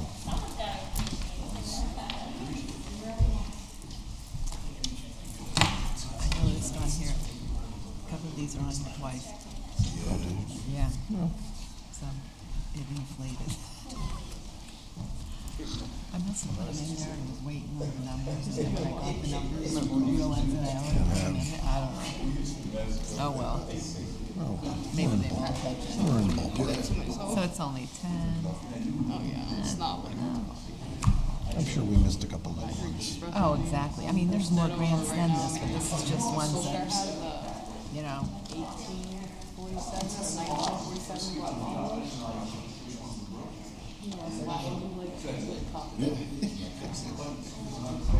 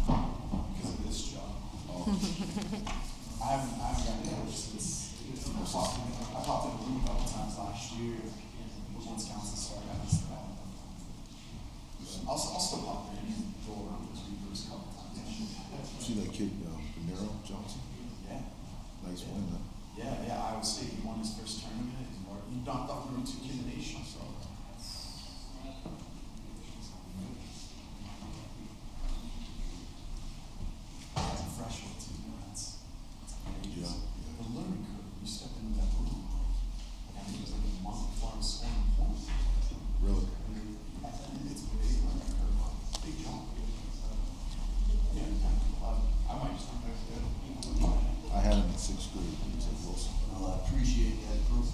He used to bring me an apple. Mr. Trooper got you an apple. Nice kid. Glad he's been up, you know. I think we're all back and, oh no, Lisa. Now we need Lisa too. Or did you want? She's seen this, so if we can Okay. get started. Okay. I'm sure she'll That's fine. fill in. All right. Good evening. We just wanted to run by some of this stuff, try to answer some of your questions before Q&A here. For those that aren't aware, this is Donna Samuel. She's my executive assistant. She runs a lot of the grants that we'll be talking about in here and the money. Stanley's mother? Yeah, And Stanley's mom. Okay, we're gonna begin. Headline news is, in January, we had an active shooter call a student with a gun at Erie High. It turned out to be a false alarm, but it basically gave us a dry run-through of what we were going to be doing. We searched the entire school. I think it took about 4 hours. Next, in April, now we are there for a student shot in the hallway. I think we had the school searched and cleared in 2 hours.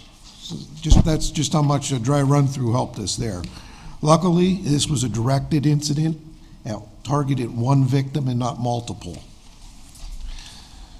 In June, we had the attempted homicide of 2 PSP troopers and an Erie patrol officer, 1600 block of Chestnut, where over 30 shots were fired. We caught the driver, and the gunman is still on the loose.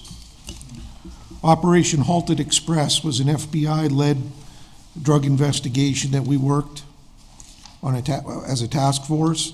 13 search warrants, 26 targets were arrested. We seized $47,000 in cash and 2 vehicles.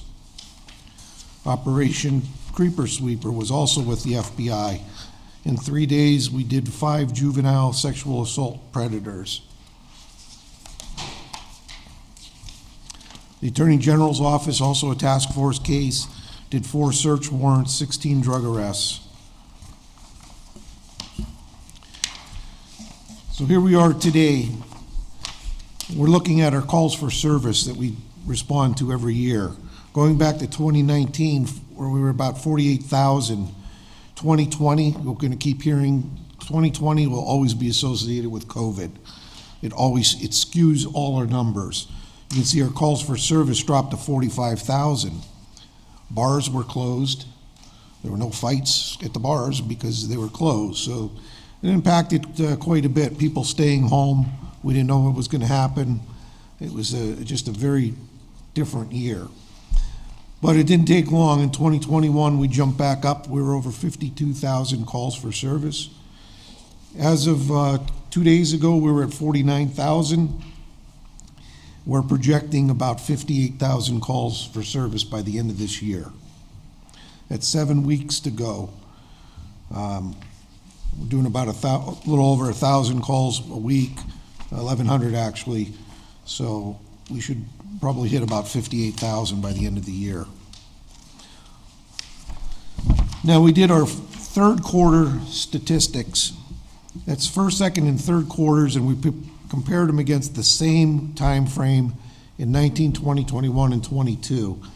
In your colored books, you'll see the yellow, and it indicates an increase. Shots fired, people shot, firearms stolen, sex offenses.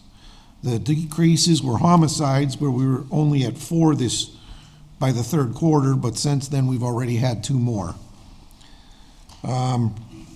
We recovered 269 guns, but we've only had 130 stolen. So we take more guns off the street than are stolen. So the guys are out there working. They're targeting the people with the guns to get them off. Is that just a type of is decreased, or is there an aspect of that that I don't understand? Of what? Which that? The recovered firearms, green indicates decrease, you have it marked green. Is that just a typo or something? It's just a typo for that, yeah. Arson, there's your decrease, down to 27 for the year, or for the first 3 quarters. Next page is burglary, theft from motor vehicle theft. Again, those are running above normal numbers. Next one, this is just our homicides from 2016 through 2022. You see the top line is the number of homicides, in 16, 10, 8, 11. On the bottom, juvenile victims. We had 1 victim in 16, we had 1 victim in 2020.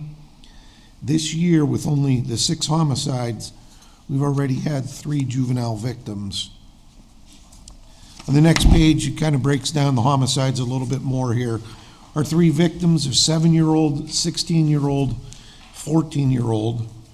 And on the arrest side, 2 17-year-olds, a 13-year-old, and a 16-year-old. And you've heard me talk about,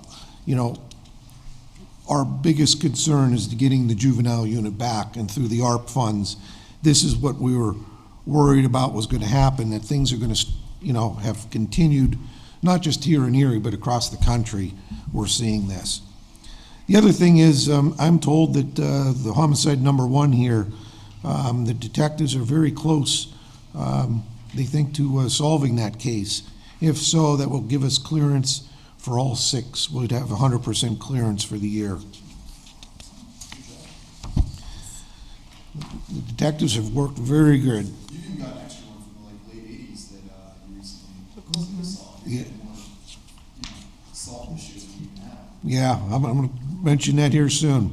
On the next page, we're talking about, sure. Like that, the 16-year-old, I think, his name for a long time, and we know about the 14-year-old. But were there any similarities in those two? Is that just gunplay? That, I mean, with the most recent one, it was like, they told him, put away the gun, and he got it back out, but I couldn't, like this mere sharing, is that also where, like, carelessness or stupidity, or that the 16-year-old who was shot on Main Street, was that wasn't a targeted thing, right? It was like, or don't you know yet what the? Well, the issue is they're pending trials, so I really can't comment in public about it.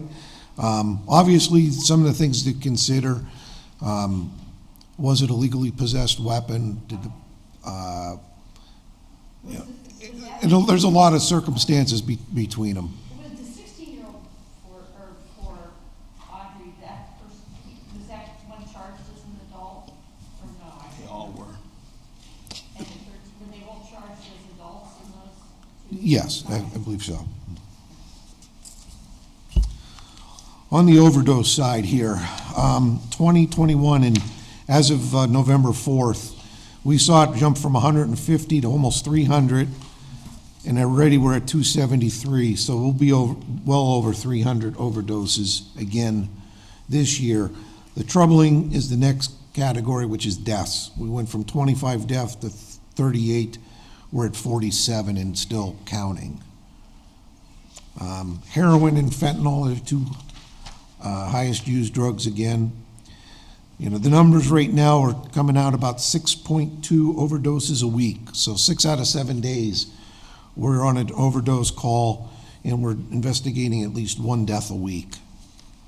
Our guys have the naloxone. They're utilizing it regularly on the job, sometimes repeatedly. What really shocked me was when I looked at the report, and it says the average dose is 6 times. And I checked with the investigator that's in charge of keeping the records, and we were both shaking our heads over that it's taking 6 doses to keep people alive. On the next page, it just shows a breakdown of the age groups. This is how the state breaks them down, not how I would have, but you can see that you get in your 30s or older, there's still quite a few people that are over it. It's not a young thing, it's not an old thing, it's an all age group that we're seeing.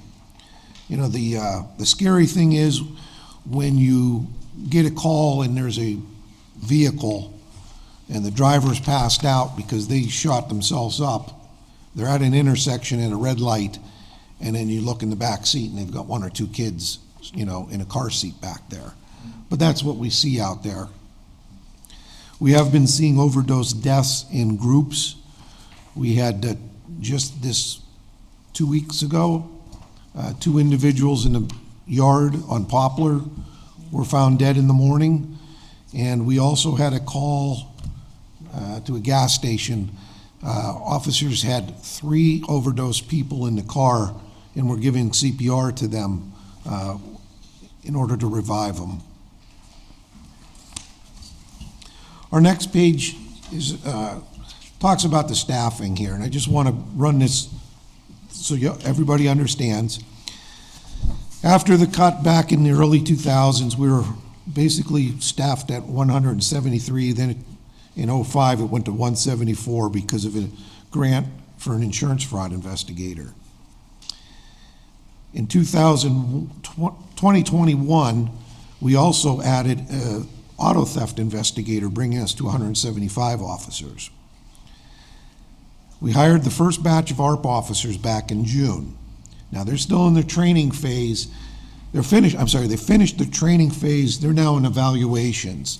They'll be ready to start going out on the street as regular officers here soon.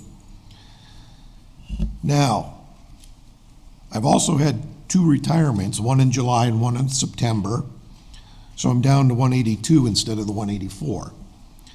I also have a new grant position for a cold case detective. We haven't backfilled that one yet either, so there's a 3rd officer we're down. I now have 2 officers that are gone for a year. They've been activated by the military. Now, one bad thing is we have to fill in for 2 officers.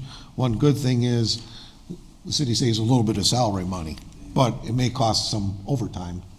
Depends on their shifts. Here's the next one, and this is one I always like to talk about just because people aren't always aware. Right now, as of today, I've got 10 officers that are off on long-term accident or illness. Now that number fluctuates. Usually the best we get is 3 to 5. Sometimes it's as high as 15. It's just the nature of, people. Over 6 months. We've had an officer broke his leg and ankle during an arrest. We've had car crashes. It's got some illnesses going on. But we're never at full. I don't think we've ever been at our assigned strength full because somebody's always injured or sick. So in summary, we should be at 185. We're at 170 officers able to do the job totally. Now, and Those time they're off, is that like a desk duty thing, or is that like stay home and it varies. Some can come to work and do light duty work. Others can't. The first few months on a broken leg, he couldn't come in. The accident, there's illnesses that they can't come in. But there's some, when they get closer to the rehab, they let them come in and do some office work with us. Now, in December, we're looking to hire the 9 officers. That will bring us up to 179 out of the 194. You might question why hire them in December. Actually, it helps us because as one class, we can put the 9 officers together and only have 1 training officer instead of 9 training officers. So their first couple weeks, they'll actually be in the classroom. The other thing is the city gets credits for public service employees towards pension funds. It's based on a June and December count. So by hiring them with 2 weeks to go in December, the city will get 70,000, am I right? Don't quote me, but I believe it's somewhere around 70,000 towards their pensions, and they'll only be here for 2 weeks. So I think it worked out for everybody. Where do you get that 70,000 from? Comes from the state.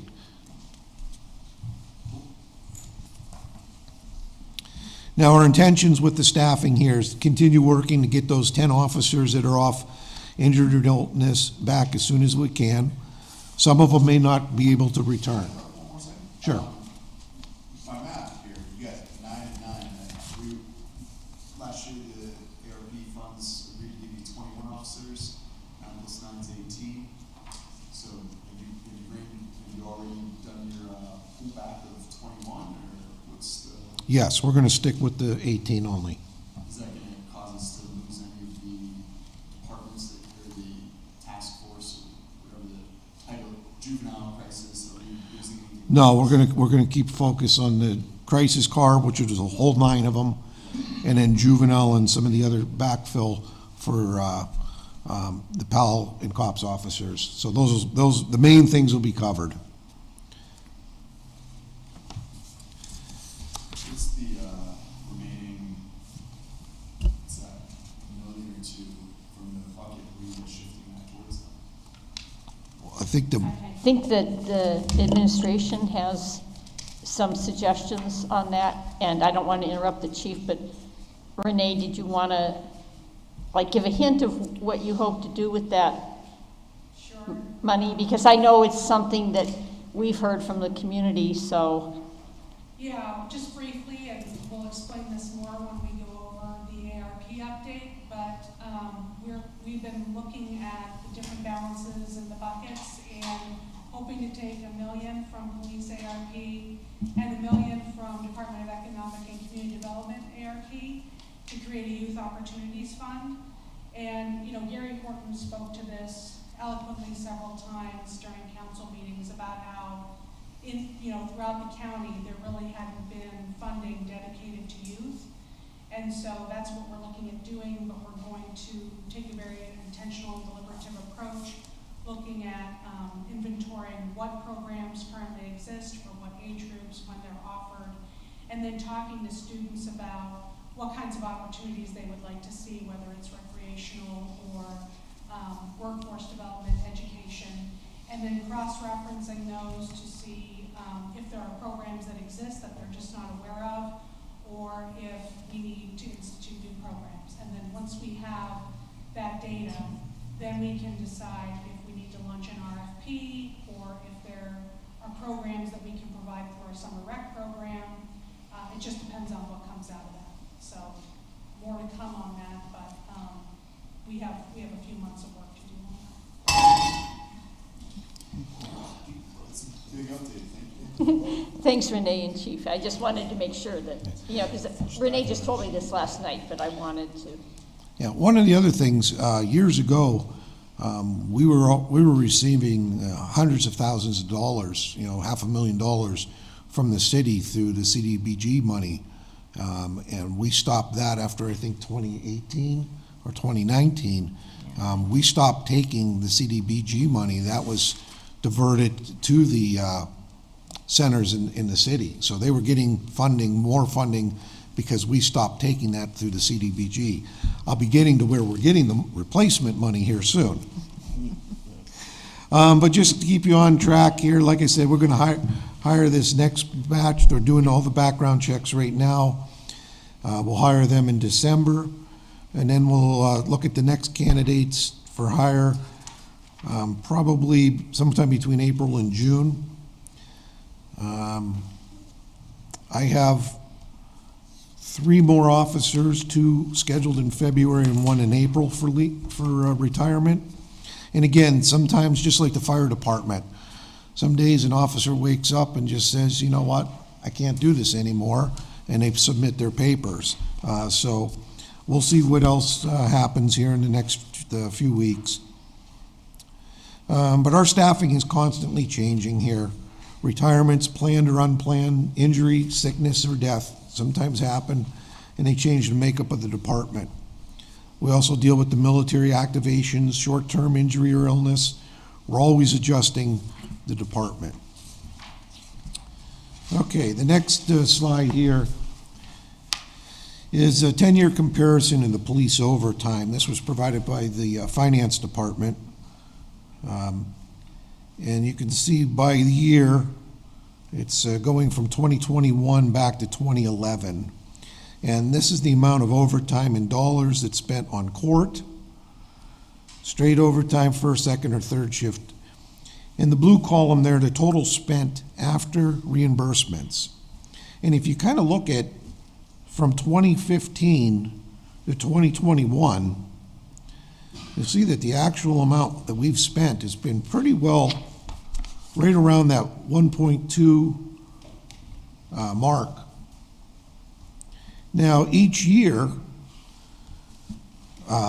finance would always increase the budget amount because of the cost of the salaries. So they would keep us at the same amount of hours, but it was the cost of the salary that was always going up. You'll see there in the orange that the budgeted amount in 2015 was 1.1 million, and it stayed between 1.1 and 1.3. Now, this year, my overtime budget is 1.4, and it's on the next sheet, I think. We're gonna talk about that in a second. But you can see the difference in the over and under. And one thing I do want to point out is 2018, I hate having that bad mark there. It's like an F. I was over budget. But actually, that was the money that we were expecting the motorcycle rally to pay for security that they never did. That was one of the reasons that, in consideration of, the cost that it was, but that did put me over the budget there that year. We had only asked for a $17,000 of the $40,000 spent on security, and unfortunately, it put me over the budget that year. That's something we could do when we have one of these parades. They have to come and get a certificate to do it, right? Yeah, but we charge that already through Dave Rocco, and we charge some events, they pay for the officers themselves.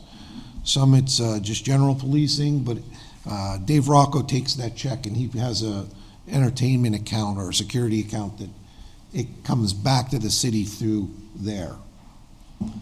The only other thing is, again, 2020 will always be associated with COVID. So how did I save $231,000 that year? Because of COVID. Just out of curiosity, with the way the benefits work and such, the police hourly rate is double when you look at the benefits, and when they get paid for overtime, it's time and a half. So it's almost like we save a little money if people are working overtime instead of being on salary.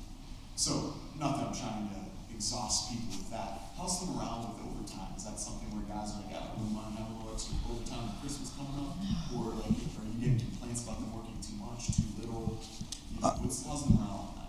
Right now, we have, I better answer that question in a couple slides. Can I pause you on that thought there? I'll come back to that. The next page, overtime as in hours. So again, from 2015 to 2021, we're in the 20,000 hours of, again, that is a lot of work. Divide that out by 100, well, take the command staff away and divide it out by those officers. Some of them are working a lot of hours. But the next page is the overtime reimbursements. This is Donna's area here, but what we have is multiple sources of income that the officers are working over and above the regular job. We work on drug task forces. We have money that comes in to buy cigarettes. Tobacco patrol. We police the stores in the city by sending out officers along with a juvenile to go buy these cigarettes. Just like the state police do with the alcohol. That's a very minor case. We also have huge amounts coming in because we're doing the drug and alcohol program through PAL. That's getting a huge reimbursement. But our drug task forces, working with the FBI, the DEA, and the Attorney General's office, we have officers that work, the regular shift, and then they go work these major cases, and it's stuff that we couldn't do based on just our budget. As of last week, I think it shows on this sheet $545,000 to date. But we also have $141,000 that we're waiting on reimbursements to come in. So when you flip to the next page and look at the top number there, total, so far this year, we'll have $731,000 in reimbursements for overtime. And that was grant money. Through grants and programs. Right. Now, if you look all the way back to our first year of the administration in 2018, we have brought in over $2.1 million. Remember, I said my budget for overtime this year is $1.4 million. Well, you're telling me you got $700,000 in reimbursement. Again, these are investigations, task force work that we would not be able to do had it not been for the grants. But you can see that we're working extremely hard in trying to save the city money rather than go to the mayor and finance saying, hey, I need more money to do these cases. We are seeking out as many grants as we can, and I'm about to drive Donna crazy because I don't think she can handle balancing any more checkbooks. You may have, what, 1 or 2 checkbooks at home? She's got about 20 checkbooks on her desk that she has to keep balanced. The next 3 pages here, just some of the grants, what they're for. You'll see salary, overtime, equipment, all kinds of different things. But on the 3rd page is the important thing where you see the total here. Okay, we've brought in 3.9, almost $4 million in grants. So we were working just as hard at catching the bad guys as we are catching grants. Thank you, Abby Skinner. Yes. Sometimes we have to hide because she's got so many grants for us. But she's doing fantastic. Back to I you. think, Chief, one of those things where you talk about the grants is that, and I think Ed had asked a couple of months ago, and we did get information on the burn grant, but we will be trying to do something to update people on what's ahead for the burn grant now that we have retired officer Stewart is going to be, what's his title? I think coordinator. Coordinator. Yeah. So I know you had asked about that, Ed. I think it'd be good for us to have some kind of presentation or session on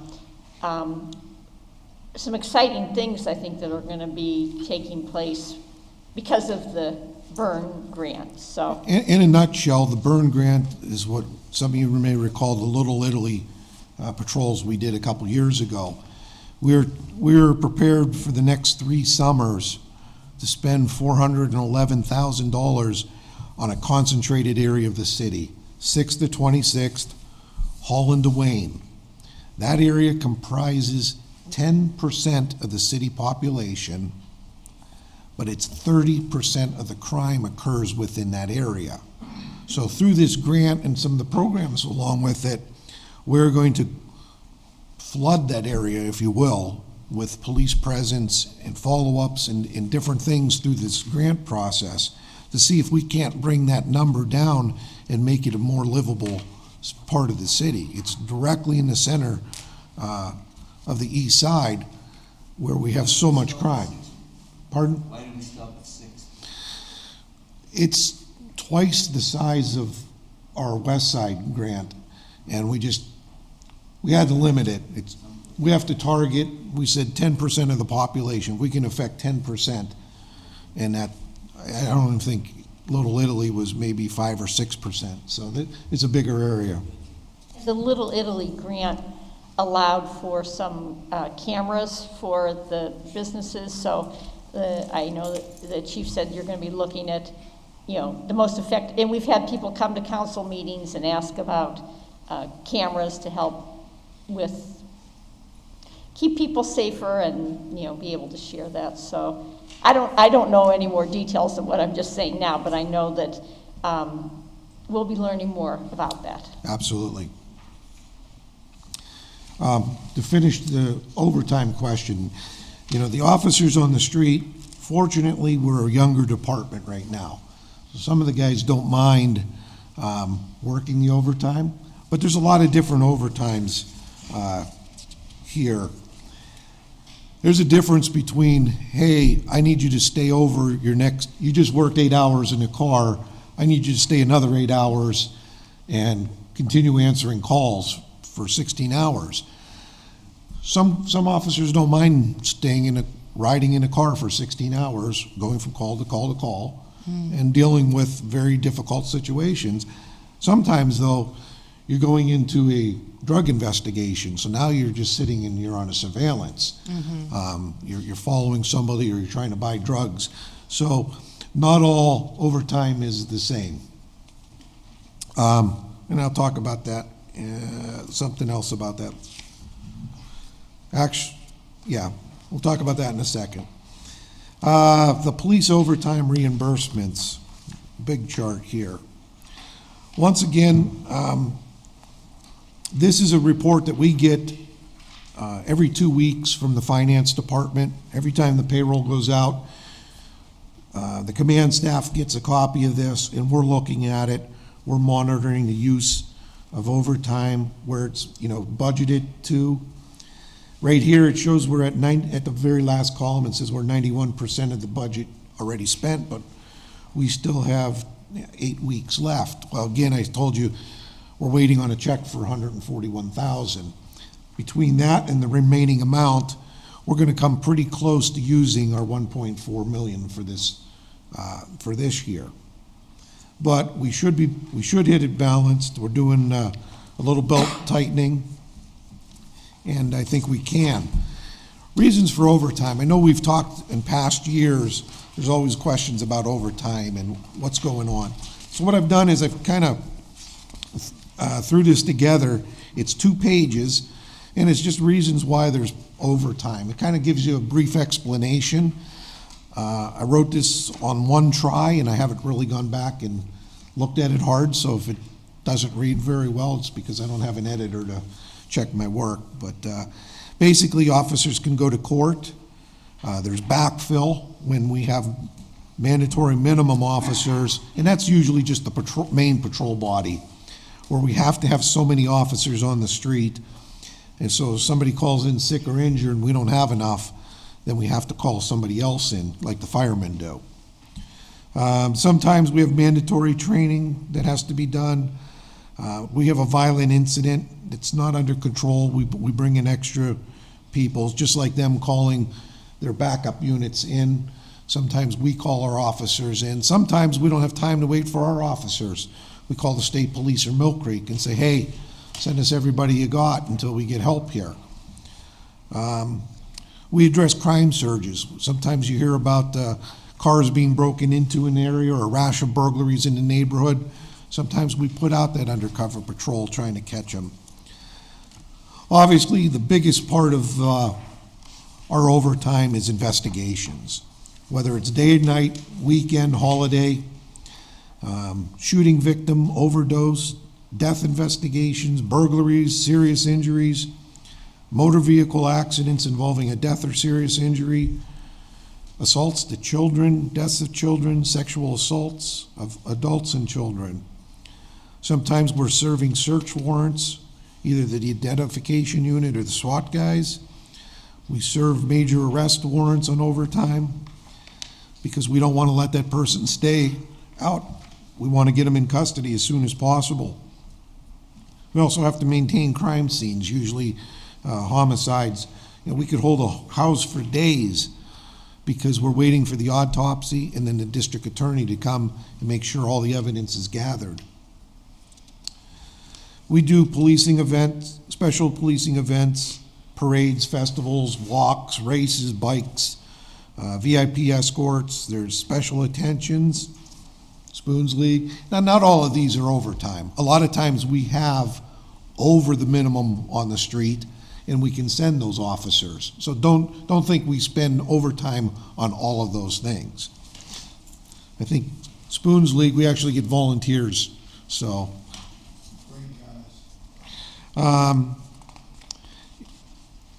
Assisting other agencies, like I said, we're doing major investigations with other agencies. And the last one, I just, occasionally we have a winter storm or, a bad flood and we got to close down roads.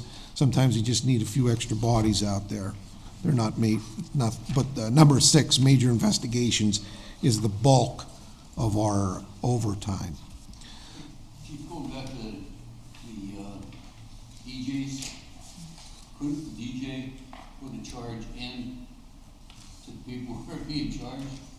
Why do we as a city have to pay for our people to be there? You know, I understand it's your day off, you have to go in there, you should be paid to go. But shouldn't the perpetrator or the district justice in this case add that fee? You know what I'm saying? There's only a few cases. If an officer's injured or there's damage to property, we'll charge the subject with that. But I'm not aware of any reimbursements that are out there.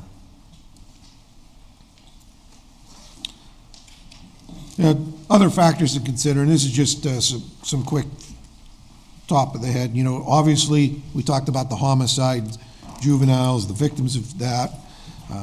We've had 55 people shot as of November 6th, 273 overdoses, 6 homicides, 48 overdose deaths, and we've also dealt with 225 suicide calls. 7 fatal accidents, and of course, rapes, robberies, assaults, thefts, burglaries. We handle it all. In lieu of overtime, officers have the option of taking comp time. If a detective works over his 8 hours, he works another 4 hours, he can put in for comp time, which is he'll get time off at the same rate as overtime. So if he worked 4 hours, he gets 1.5, so it's a 6 hour, he gets to leave. If it's a detective or a non-patrol, main patrol body, that doesn't incur any overtime, so the city actually saves money when they can take comp time. We can't force anybody. It has to be the officer's decision, and that's a federal law. But we do save overtime by letting the officers build up comp time and use it. They're limited to 60 hours in their bank only. Question.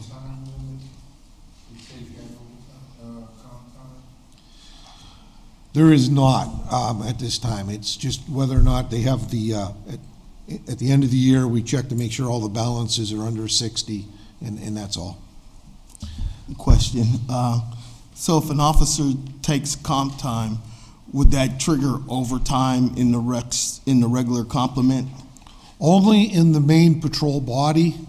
That's the roughly 99 officers that are considered our primary patrol units. It's not the NAT, SAT, or motorcycles because they're not part of the minimum complement. But the supervisors can turn down time if we have a manpower shortage. But we do have to let them take that. And as long as they have an officer to fill in, sometimes we do have to pay overtime for it.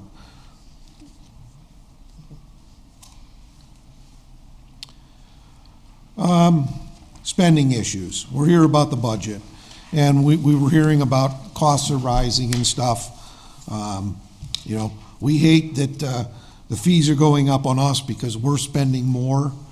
Data storage, electronic evidence recovery, our maintenance agreements, office supplies, internet, the body-worn camera and camera system.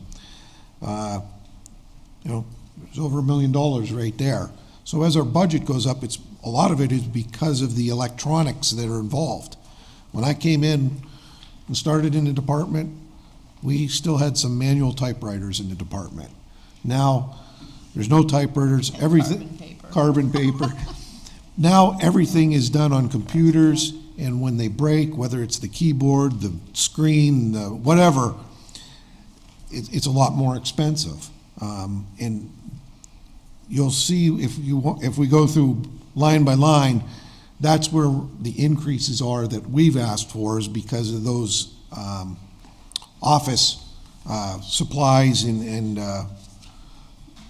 the electronic stuff that we have to deal with, and we buy the maintenance agreements on them to try to keep those lasting as long as possible.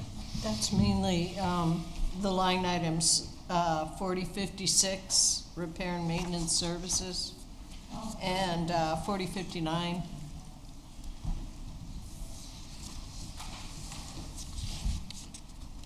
Only a couple pages left. Just some of the major accomplishments of this year. Just wanted to brag about the department and what they're doing. You know, I already talked about the number of guns they've taken off the street, more than reported stolen.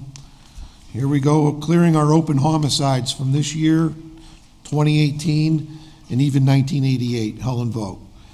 Tomorrow morning, he'll be here for arraignment. We brought him back from Texas. He's on his way. So we've got some hard-working detectives. We obtained a grant so we can clear more of the cold cases without taking away from the current cases. We've obtained more body-worn cameras. Basically, we can put every officer just about out there with a body camera now if we need to. You'll hear, internal affairs, our next report. Again, the number of complaints just keeps going down, and a lot of that has to do with the body-worn cameras. Tom Lennox and all those officers that work with him to grow the PAL program, it's just been phenomenal. Like I said earlier, I showed you the page where we've obtained about $4 million in grant, $3.9 million in grants to date. Right now, we're waiting to hear from the federal government on 2 for $700,000, and then we just applied through the state on 2, equaling $3.5 million. All this technology we're talking about, we're hoping we can get through the state grants.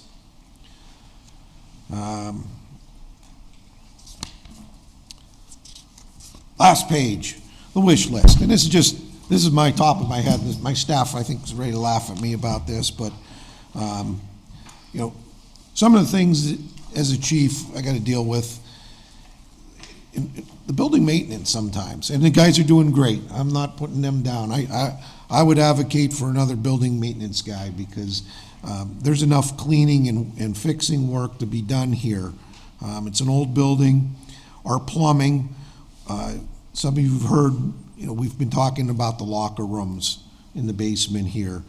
They're over 60 years old. We've gotten some estimates finally. They came in a little bit high, but eventually we've got to we've got to have restrooms for the officers, men and women. The other thing is I hate spending money on prisoners, but our prison cells, there's 16 holding cells that we're using right now, and we're having problems with the toilets. And the worst part is they are above our evidence storage room. So if you go to our evidence storage room, you'll see that we have covered everything in plastic because there's sewage occasionally leaks down and through there. To replace the 16 toilets, we have an estimate because they are institutional toilets. We got an estimate of $43,000. Obviously, there's no line item or anything in my budget for that. That comes out of the city's capital fund. So I know that there's been some talk about the capital fund and things that need done. I believe that the city's total capital fund is $600,000. I want to hit my plumbing. I want the prisoner cells. We're always looking to update the fleet.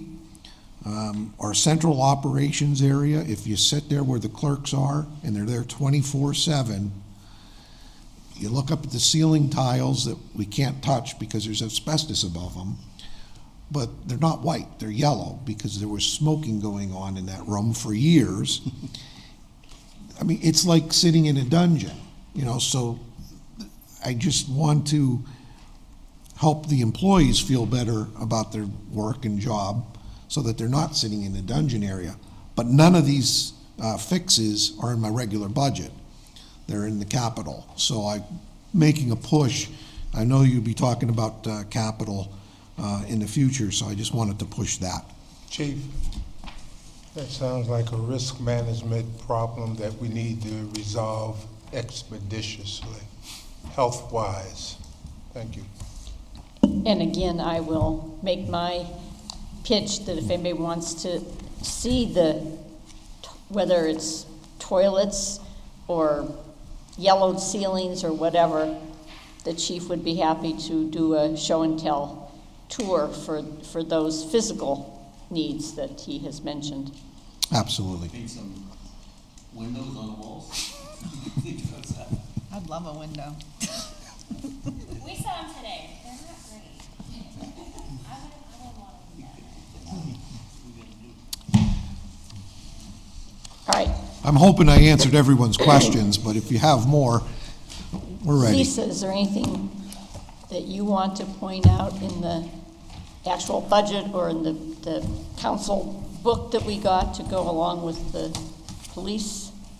Well, budget? the original budget, those two line items are the only ones we really didn't hold the line on here. The repair and maintenance service and other services are up. Other services, we added 30,000 to lease 5 police vehicles. And it's a unique type of lease. We can lease these for 5 years and own them, right, Chief? It's a state program for government that it's lease to own. It's not like a private lease. It's to help communities that can't raise bond issues to pay for things. And as far as the police pages in the council book, it's pages 30 to, I'm sorry, 22 to 30. And I think you've seen most of these before. Some of them were in the chief's presentation. But feel free to look at them, and if you have any questions about it, you can contact me or contact the chief. I mean, it'd be a good idea. There's a lot of information in here. There's the roster of the staffing as it's been since 2014 to 23 on page 22.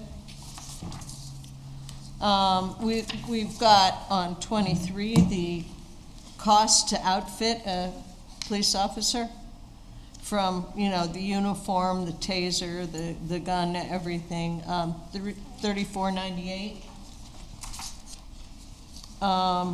The estimated cost of a police officer per year, $186,000 for a 15-year officer, an officer with 15 years of seniority that's in the patrol.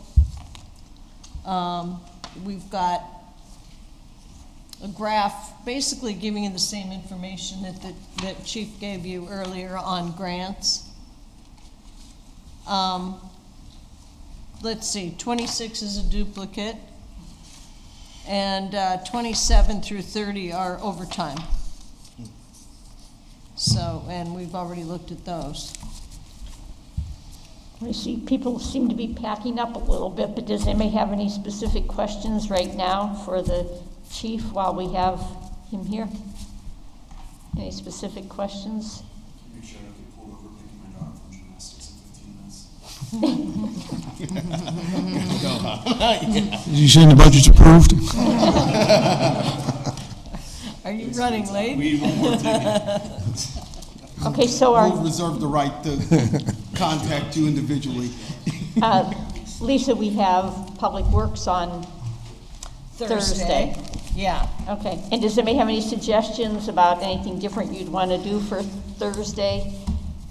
You don't have to say it tonight, but if you have something and say, I wish we had done that, or, we didn't need to do that, let Lisa know or me. Just want to state that out of almost 40 years on council, this is the best presentation, at least this section, this first one, with the 3 departments, outstanding information. We have time to go back and review. We can call and get our questions answered. I think every department that's spoken today did an outstanding job. Thank you. And I just want to thank council itself for coming. I know it's election night.